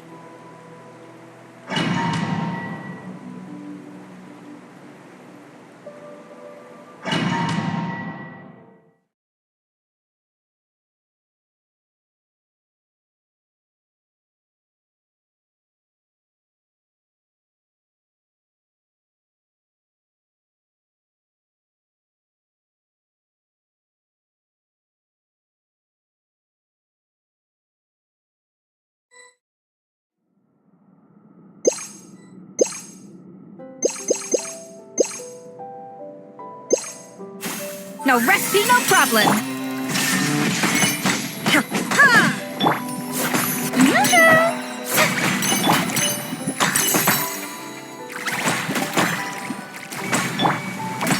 Shine down.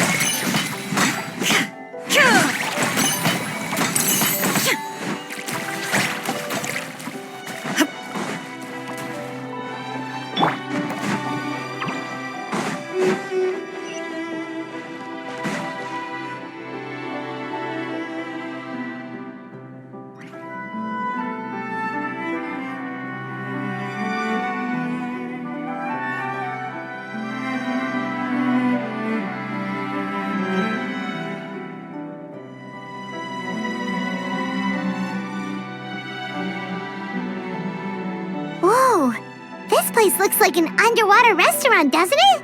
Suddenly, the idea of an adventure chef finding secret ingredients makes a whole lot more sense. I think Modest's Codex mentioned this place. A public bath from the time of Remoria. So yeah, definitely the kind of place that would have served food and drinks. Huh? Some blubber beasts have come to join the party? How did they get here?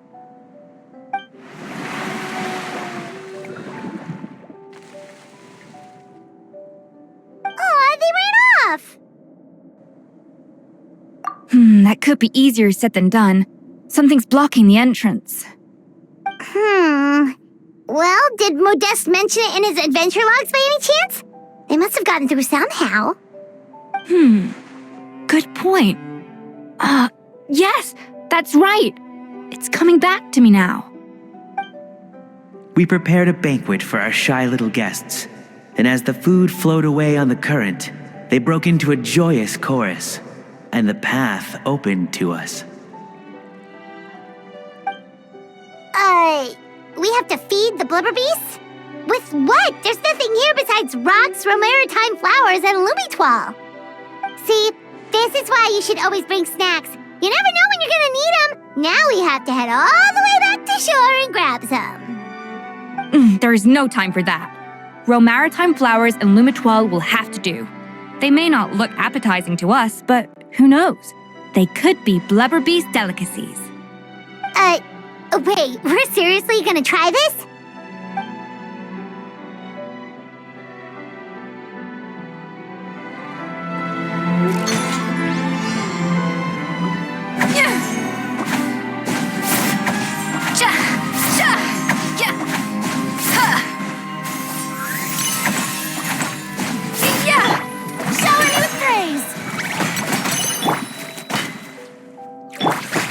Off to the freezer!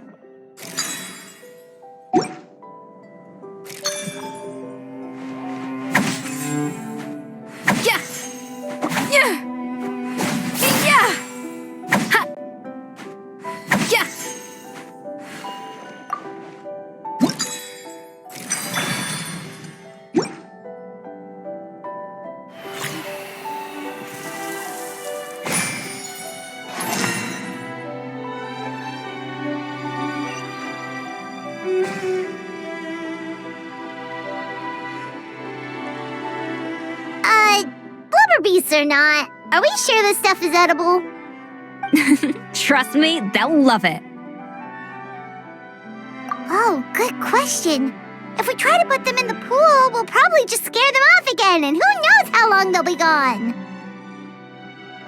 Yes, we can't afford to wait for them to double back. Oh, what was it that Modeste said again? Something about the food flowing away on the current.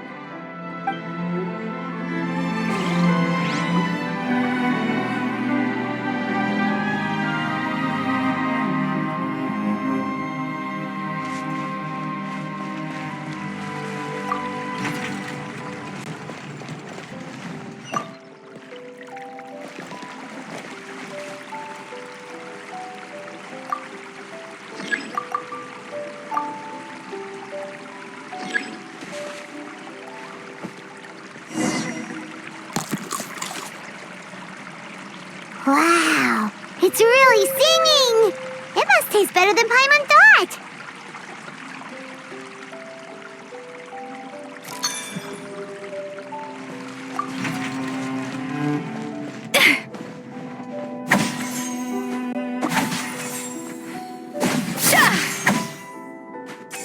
The tracks turned back again.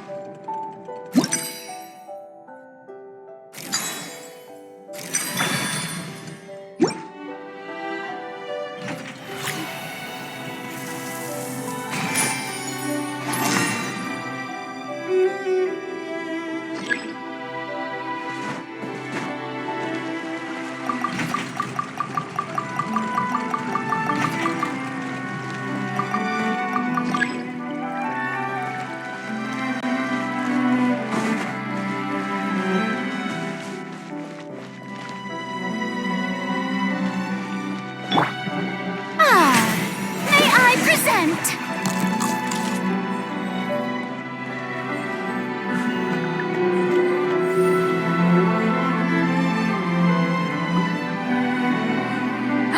Hey, it's open!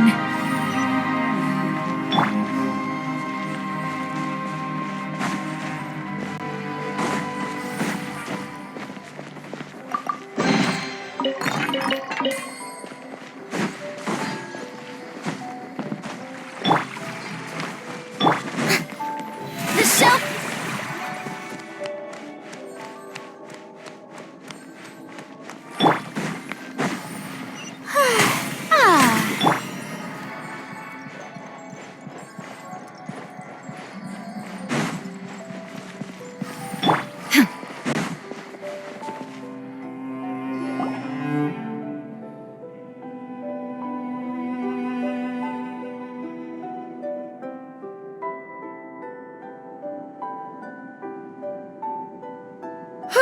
Hey, give me your water. Here. I said your water, the one you just drank out of? Sure.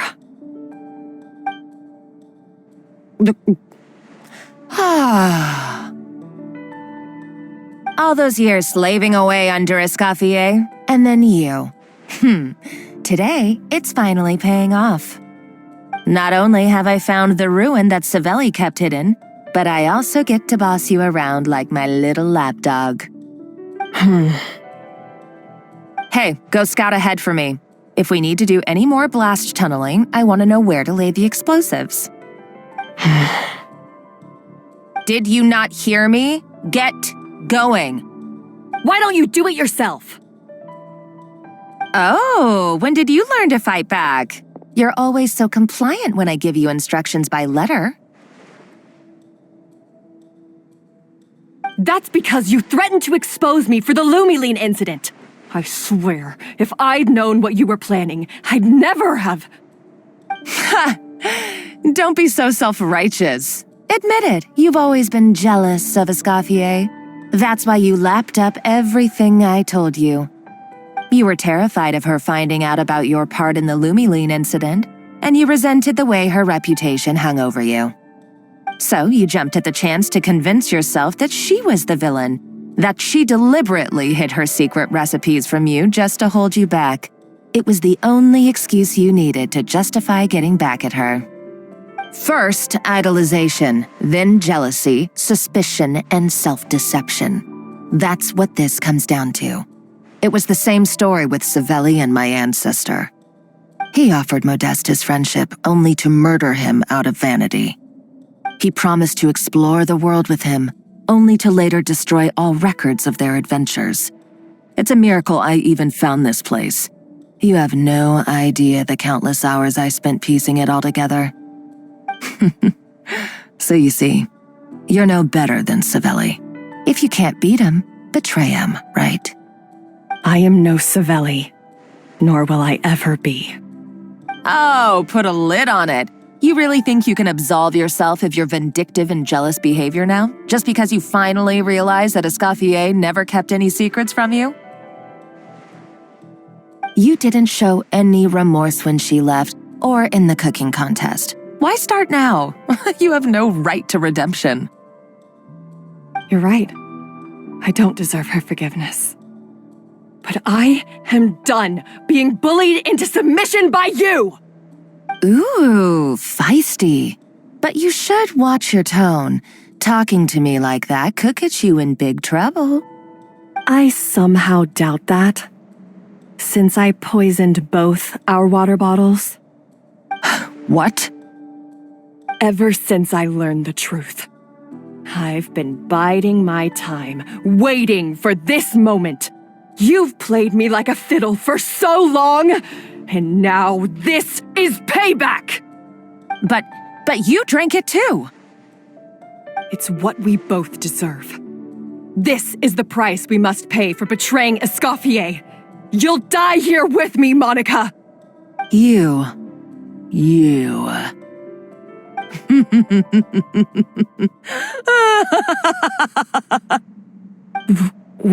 What's so funny? Oh, you're too much. I thought I'd play along for a bit just to amuse myself. You gave a very rousing performance. I saw your dumb plan a mile off. There's no poison in these bottles, just clean, fresh water. No. Revenge is a dish best served cold, you know? Did you really think your half-baked plot would fool me? You're a lousy chef, and you make a lousy villain, too. A complete waste of space. No wonder you never amounted to anything. Everything I ever did was a failure. And now, I failed again, for the last time. Hey, why don't you try your hand at being a comedian in your next life? You got a good laugh out of me. But now the show's over. You should have just done like I asked, Savannah. All I wanted you to do was scout the ruins for me. But you had your chance, and now it's time to say goodbye. Stop right there! Let her go, Monica! We've got you surrounded! Escoffier? Ugh, looks like I'll have to keep you around for a little longer. You can't! Stay back if you want her alive! Escoffier and the Traveler. I can't take you both on in combat, but if you so much as flinch, I can end Savannah's life in a heartbeat. Monica, what are you hoping to achieve by this? You're about to commit murder, and for what? A recipe? A recipe? You chefs are all blinded by your myopic focus on kitchen affairs. Well, some of us actually have bigger fish to fry. Modeste had a secret. The truth behind his so-called genius, the je ne sais quoi factor in his Gâteau de Bourg, and it's right here in these ruins. Are you serious? You're here because of a Gâteau de Bourg obsession? You've gone completely mad. I couldn't care less about the cake itself. No, the real treasure is the secret ingredient that Modeste sourced from these ruins. He and Savelli were fools. A priceless treasure of Remoria in the palms of their hands, and they thought, ooh, this would go great in our cake mix. We're talking about a powerful stimulant that also sharpens the senses.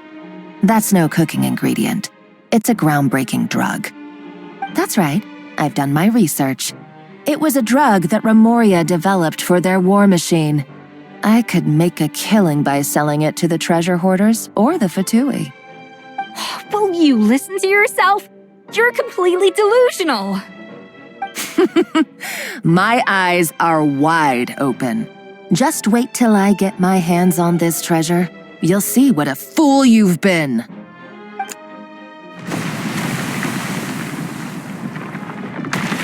Wait, what's that sound?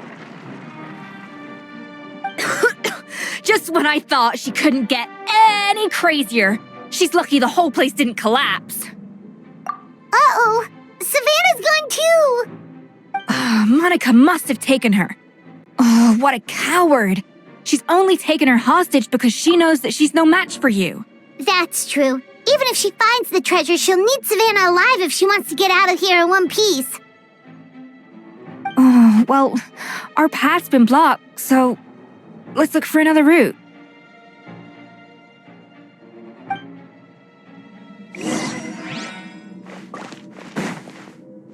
The water looks pretty deep here. Maybe it leads somewhere.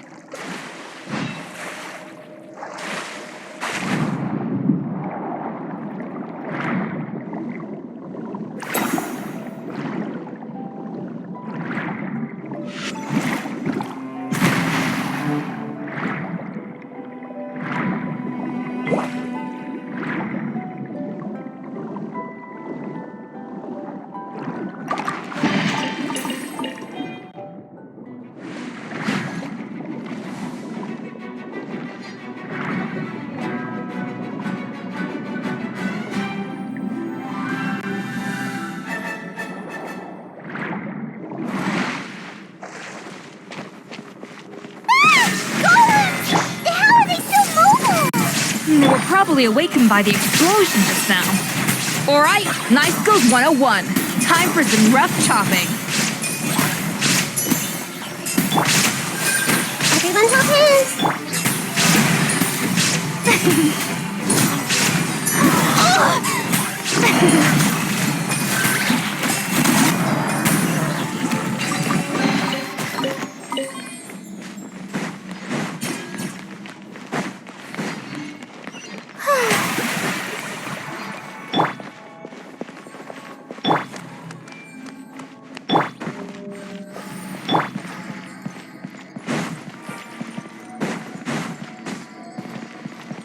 Another door?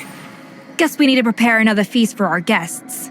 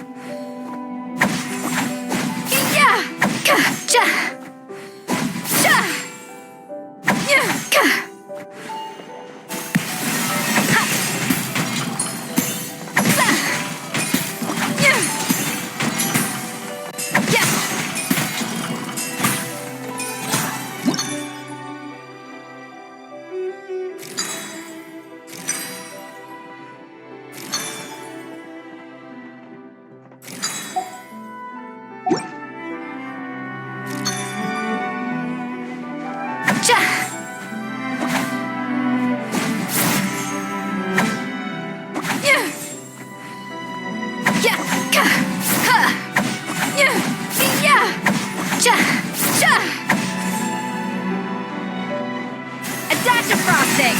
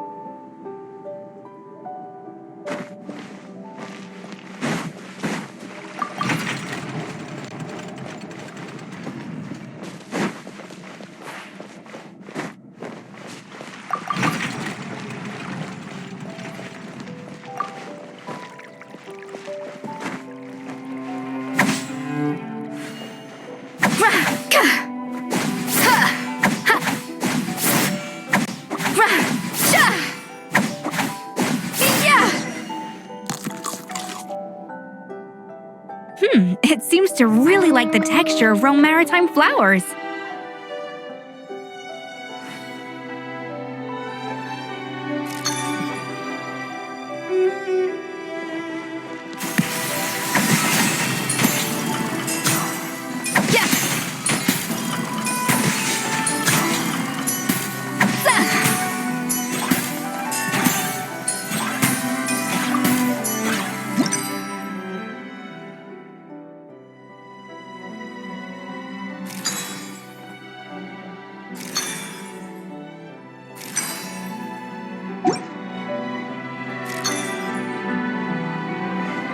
To the freezer.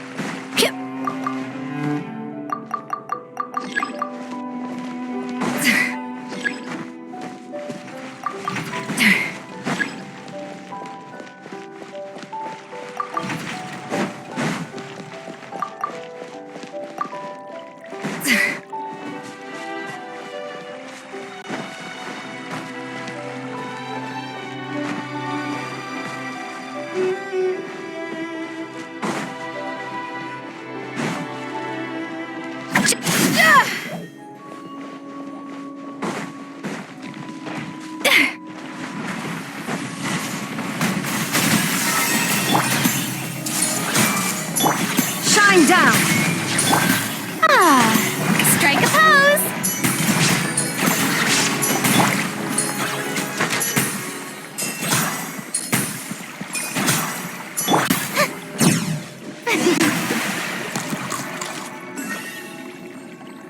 I never knew you could process Lumitwol like that. Alright, I've got to jot this down. Lumitwols and maritime flowers. This could open the door to a whole new world. Yep, that's literally the plan. Wait, hold on. Which door are you talking about?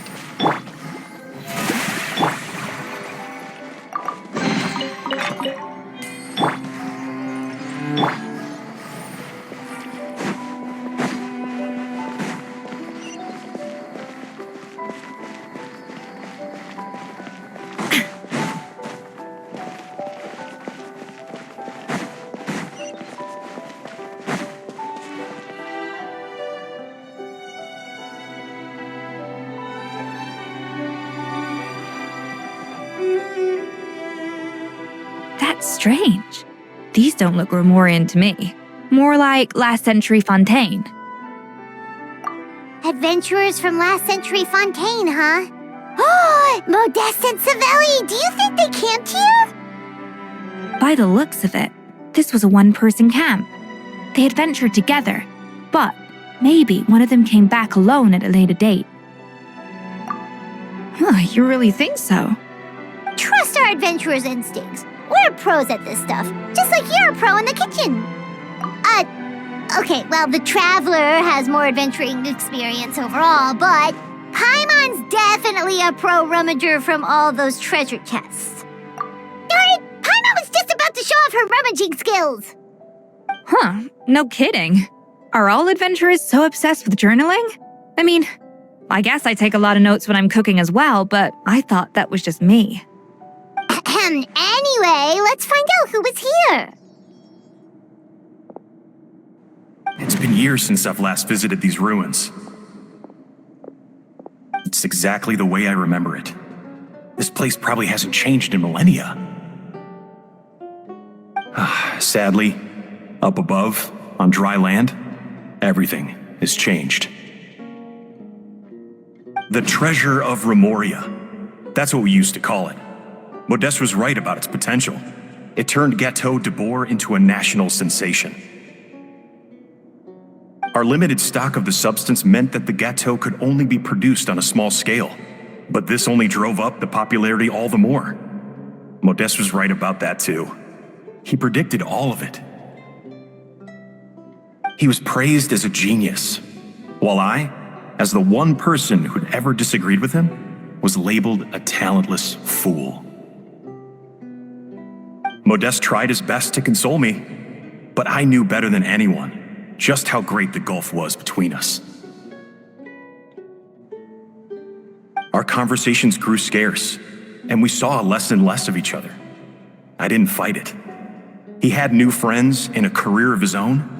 Why invite further disdain by inserting myself where I did not belong? I told myself that maybe one day, when I finally created a masterpiece of my own, I'd be able to face him without shame.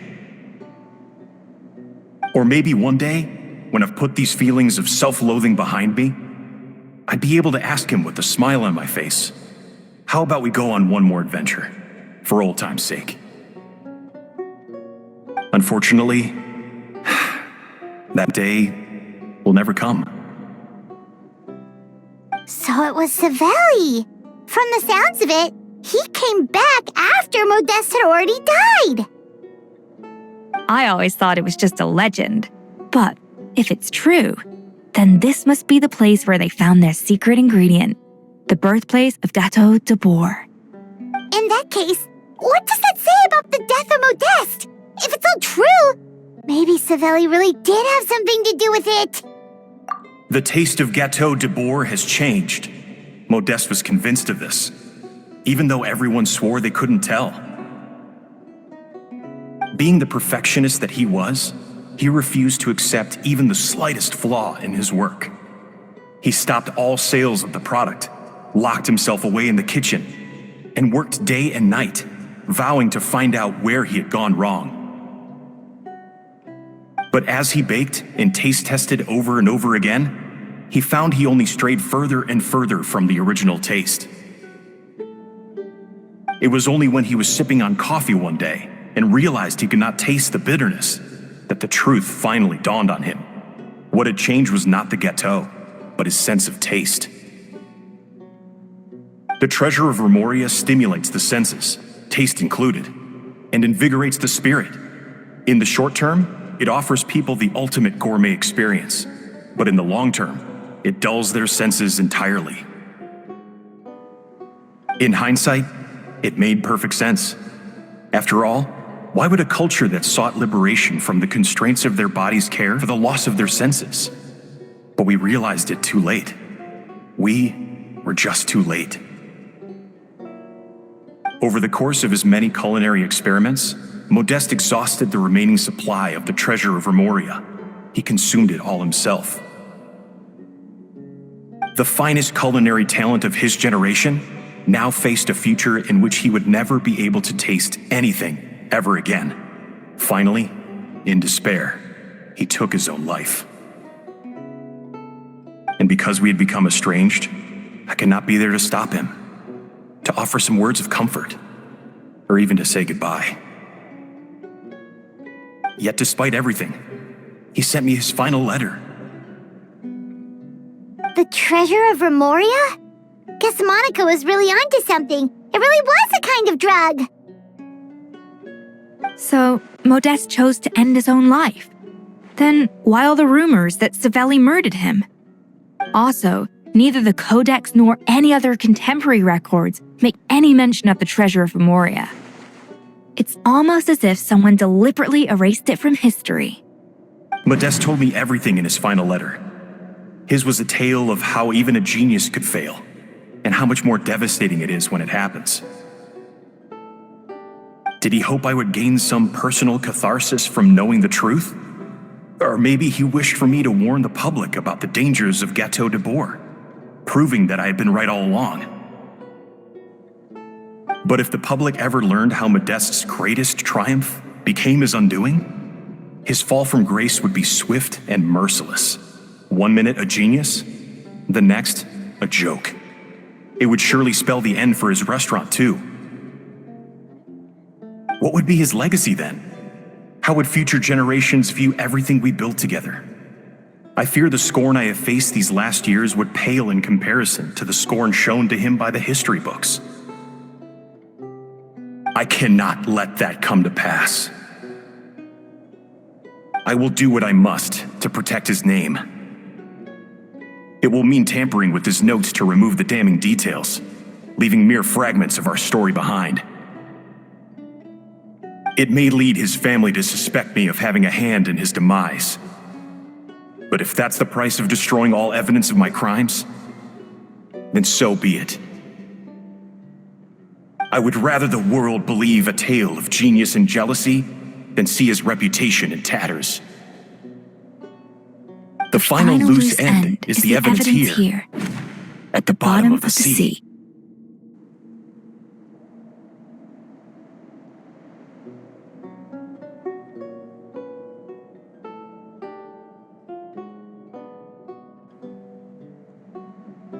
Huh? What's wrong? Didn't we say Savannah should be safe for now? So we thought, but if Monica finds out what happened to the treasure, there's no telling what she might do.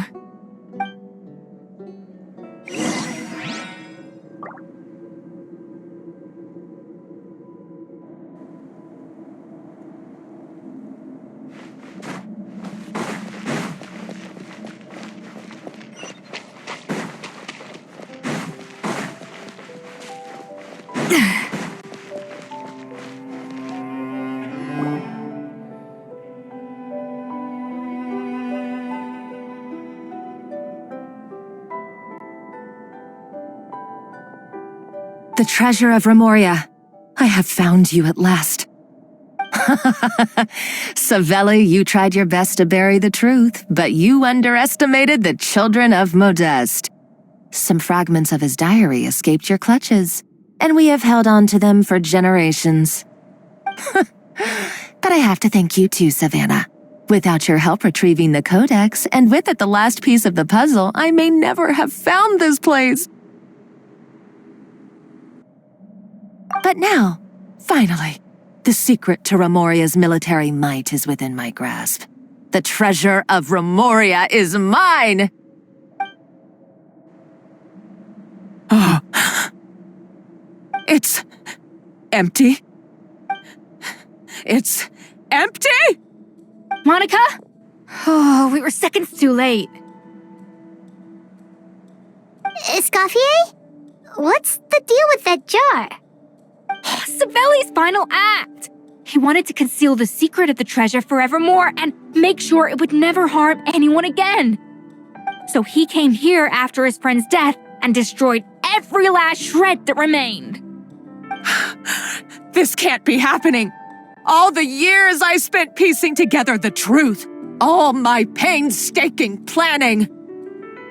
All that for an empty jar? Monica, don't do anything stupid. This ruin is more dangerous than you realize. Oh, shut your pie hole!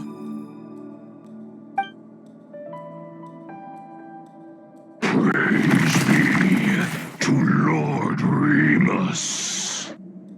You barbarian shall be slain.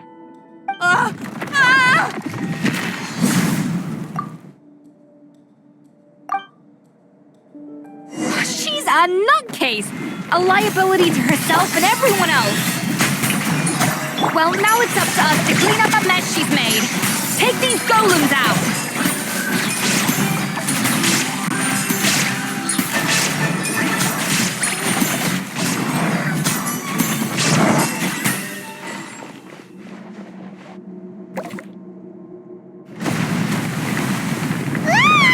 Why is this place still shaking?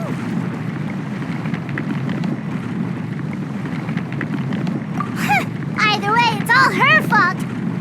Enough chit-chat. Let's get out of here, Traveler Escoffier, come on! Okay, I'm coming.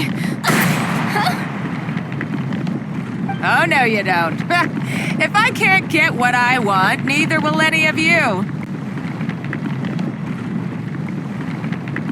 I've got nothing to show for my life's work so far. But if I can take another so-called genius down with me in my final moment, then it was all worth it. You're a psycho!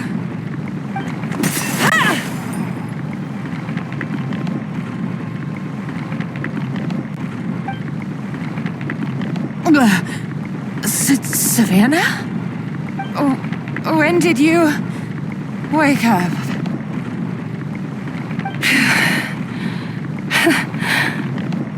I may be a lousy chef, but it looks like I'm not a complete waste of space. Traveler? Okay, let's go!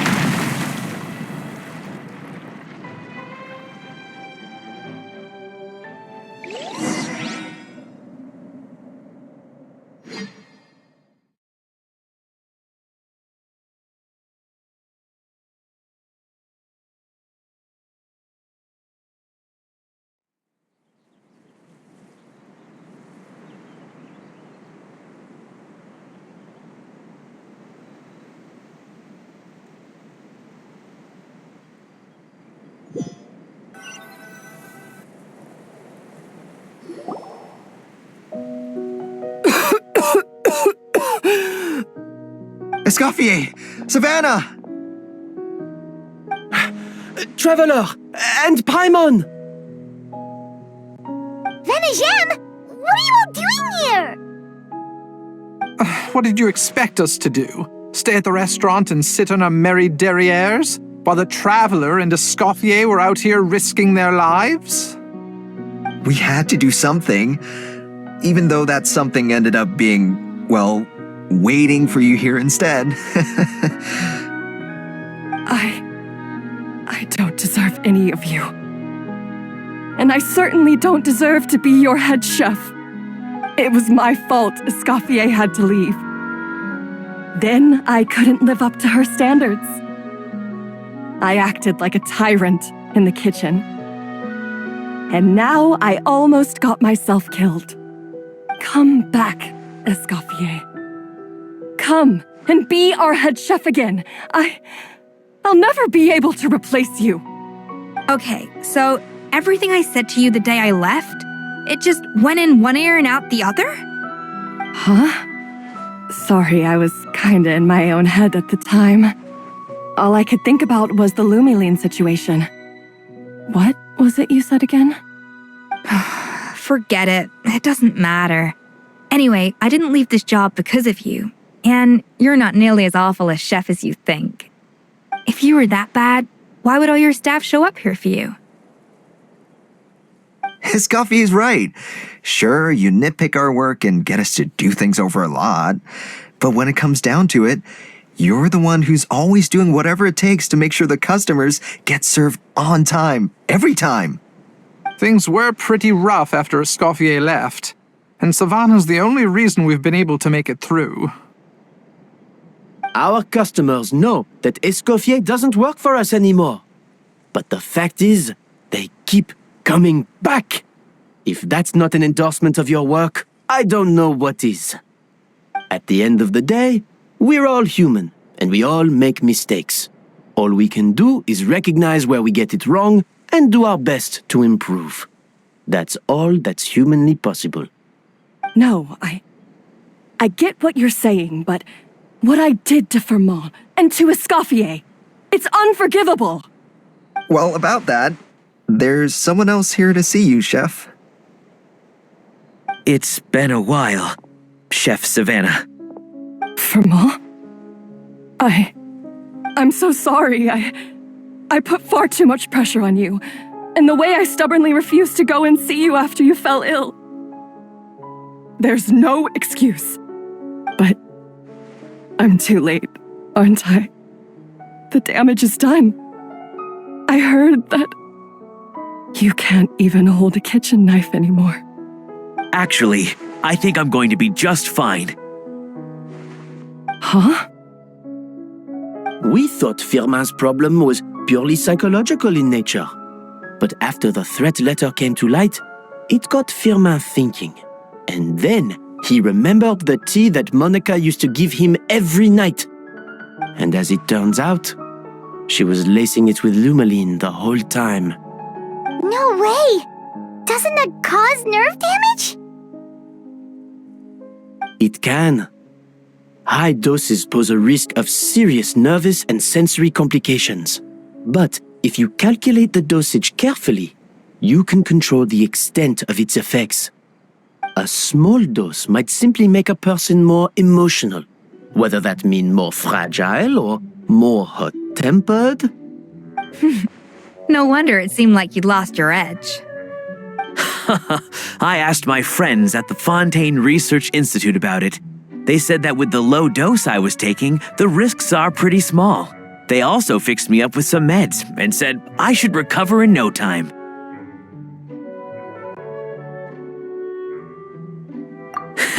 Well, that's what happens when you give someone a little bit of hope to cling on to. There's more. We believe that Firmin was likely not Monica's only victim. You mean she poisoned me too? Oh, so that's why Savannah's been so irritable this whole time! Let's not be too quick to blame everything on the Lumaline. That stuff can only amplify what's already there. So tasty food will seem like the most delicious thing in the world, while food you don't particularly care for will become utterly revolting. So you better make sure you reflect on your behavior and apologize to every single person you've wronged. I will. I'm sorry. There's still one question that's really bugging me. Why is it that no matter what I do, my Gâteau de Bourg never tastes the same as yours? Is it just... is it because you're a genius and I'm not? It's because the heating element in your oven is broken, you silly goose. What? Huh?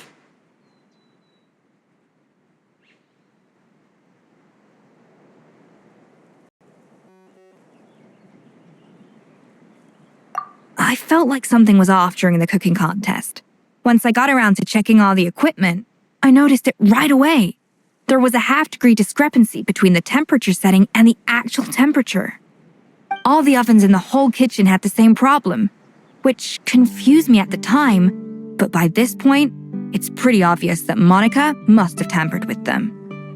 I would have figured it out the day of the bake-off, since the issue affected both our teams.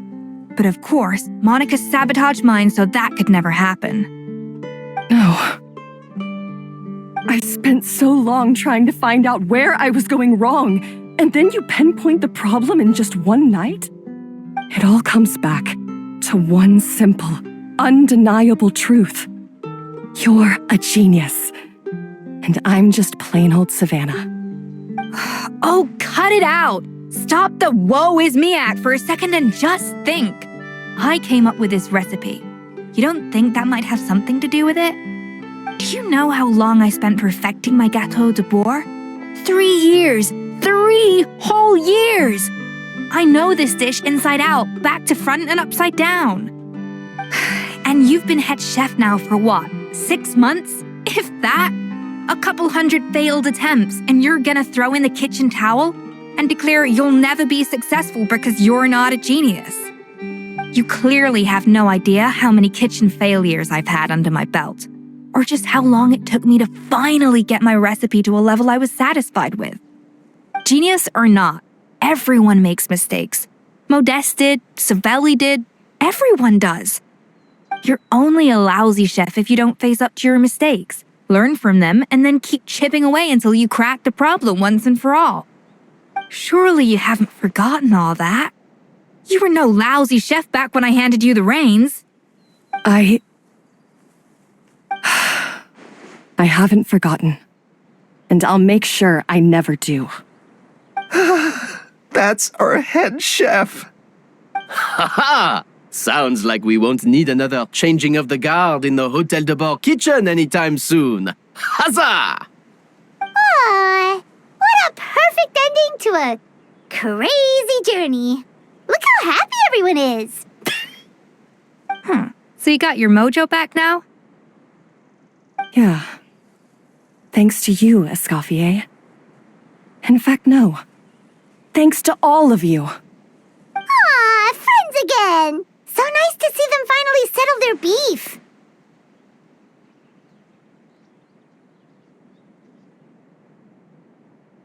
Good. So now that's out of the way. It's time for payback. You cheated in our last bake-off, and I demand a rematch right now.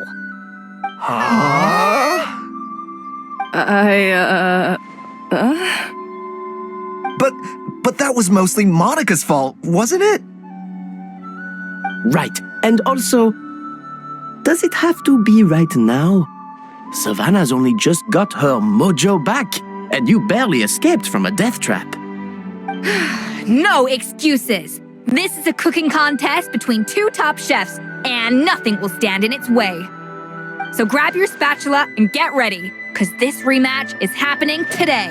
Right now, this instant. Hey, so, this whole time you were salty about losing? The second cooking contest commences now! This time, no more games, and no holding back!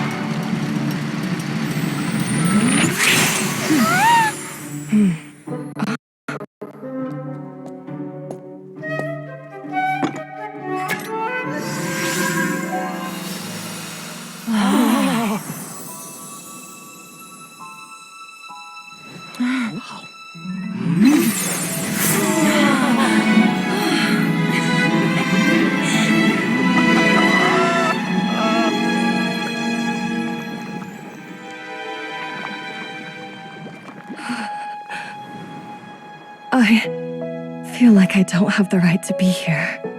Hey, what are you so afraid of? You can't unbake it now. And if you don't serve it, then good or bad, you'll never find out how to improve. If you're too scared to fail, you'll never know what real success tastes like. So? Embrace your failure. Taste it. Digest it. That's the way to success. I don't know. Sounds like it's easier said than done. I'll do it.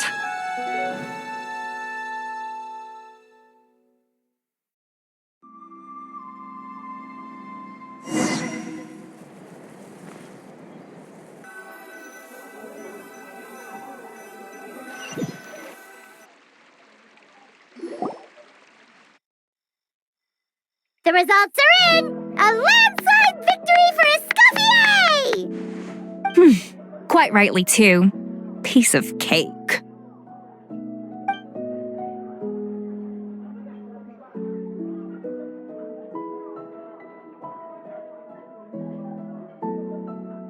Oh yeah, look at that! Savannah looks pretty chipper too, considering she lost.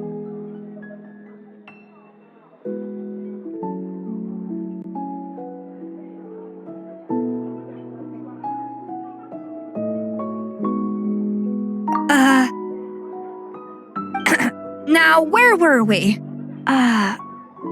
Yes. Do you have any more questions for me after everything that's happened?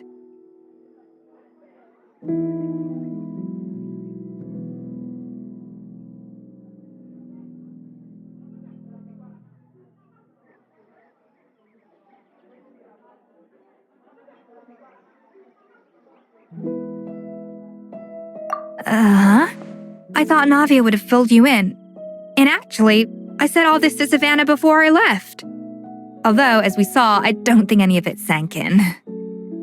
I had 2 reasons for leaving. One was the food safety incident, of course, but the other was that the Hotel de Boer had reached a point where it didn't need me anymore.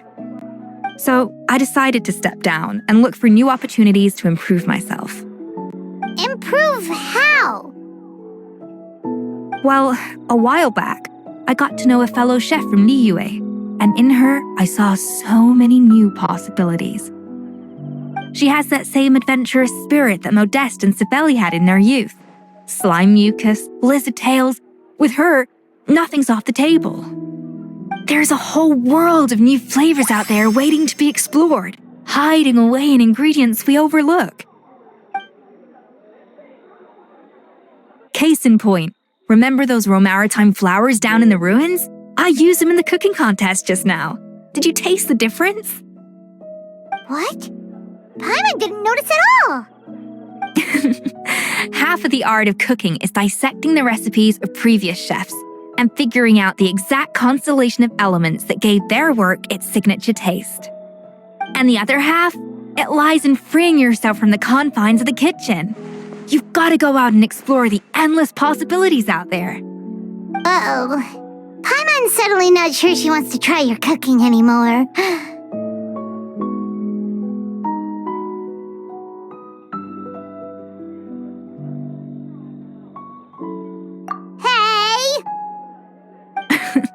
Don't worry, it's not going to be a free-for-all like in Modeste's time. Before I put anything into my food, I'll obviously do my research, make sure it doesn't contain any harmful substances. In the meantime, take this. It's a recipe for Petit Gâteau de Boer, revised version. I tweaked it to suit your needs as busy adventurers.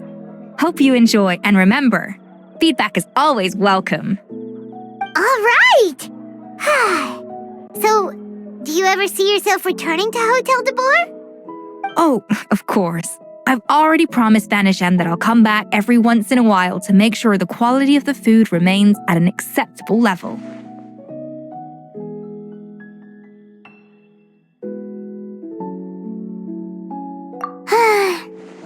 Paimon's still a little disappointed that we never got to see the treasure of Remoria.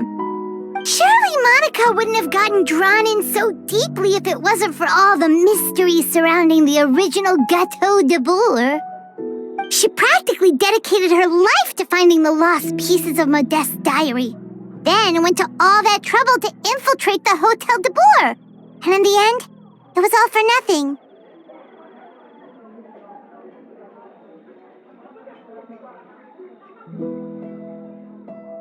Since you mentioned the treasure, between Modeste's writings and what we saw in those ruins, I think I may have figured out the truth. The so-called treasure of Remoria was most likely a substance that the Remorians extracted from Lumitoiles, better known to us as Lumiline. Huh? So then, why all the hype back in the early days of Gâteau de Boer? Don't forget, it was a very different era.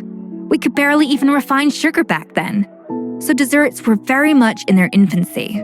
In a world of bland food, it's no wonder that the first thing to really excite people's taste buds took the world by storm.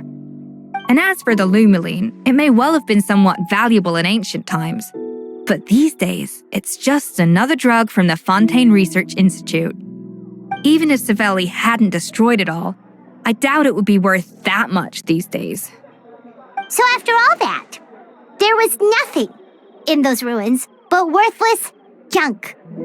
Feels strange to say it, but Paimon almost feels sorry for Monica. She sacrificed it all only to get nothing in return. Hey! Huh? Navia?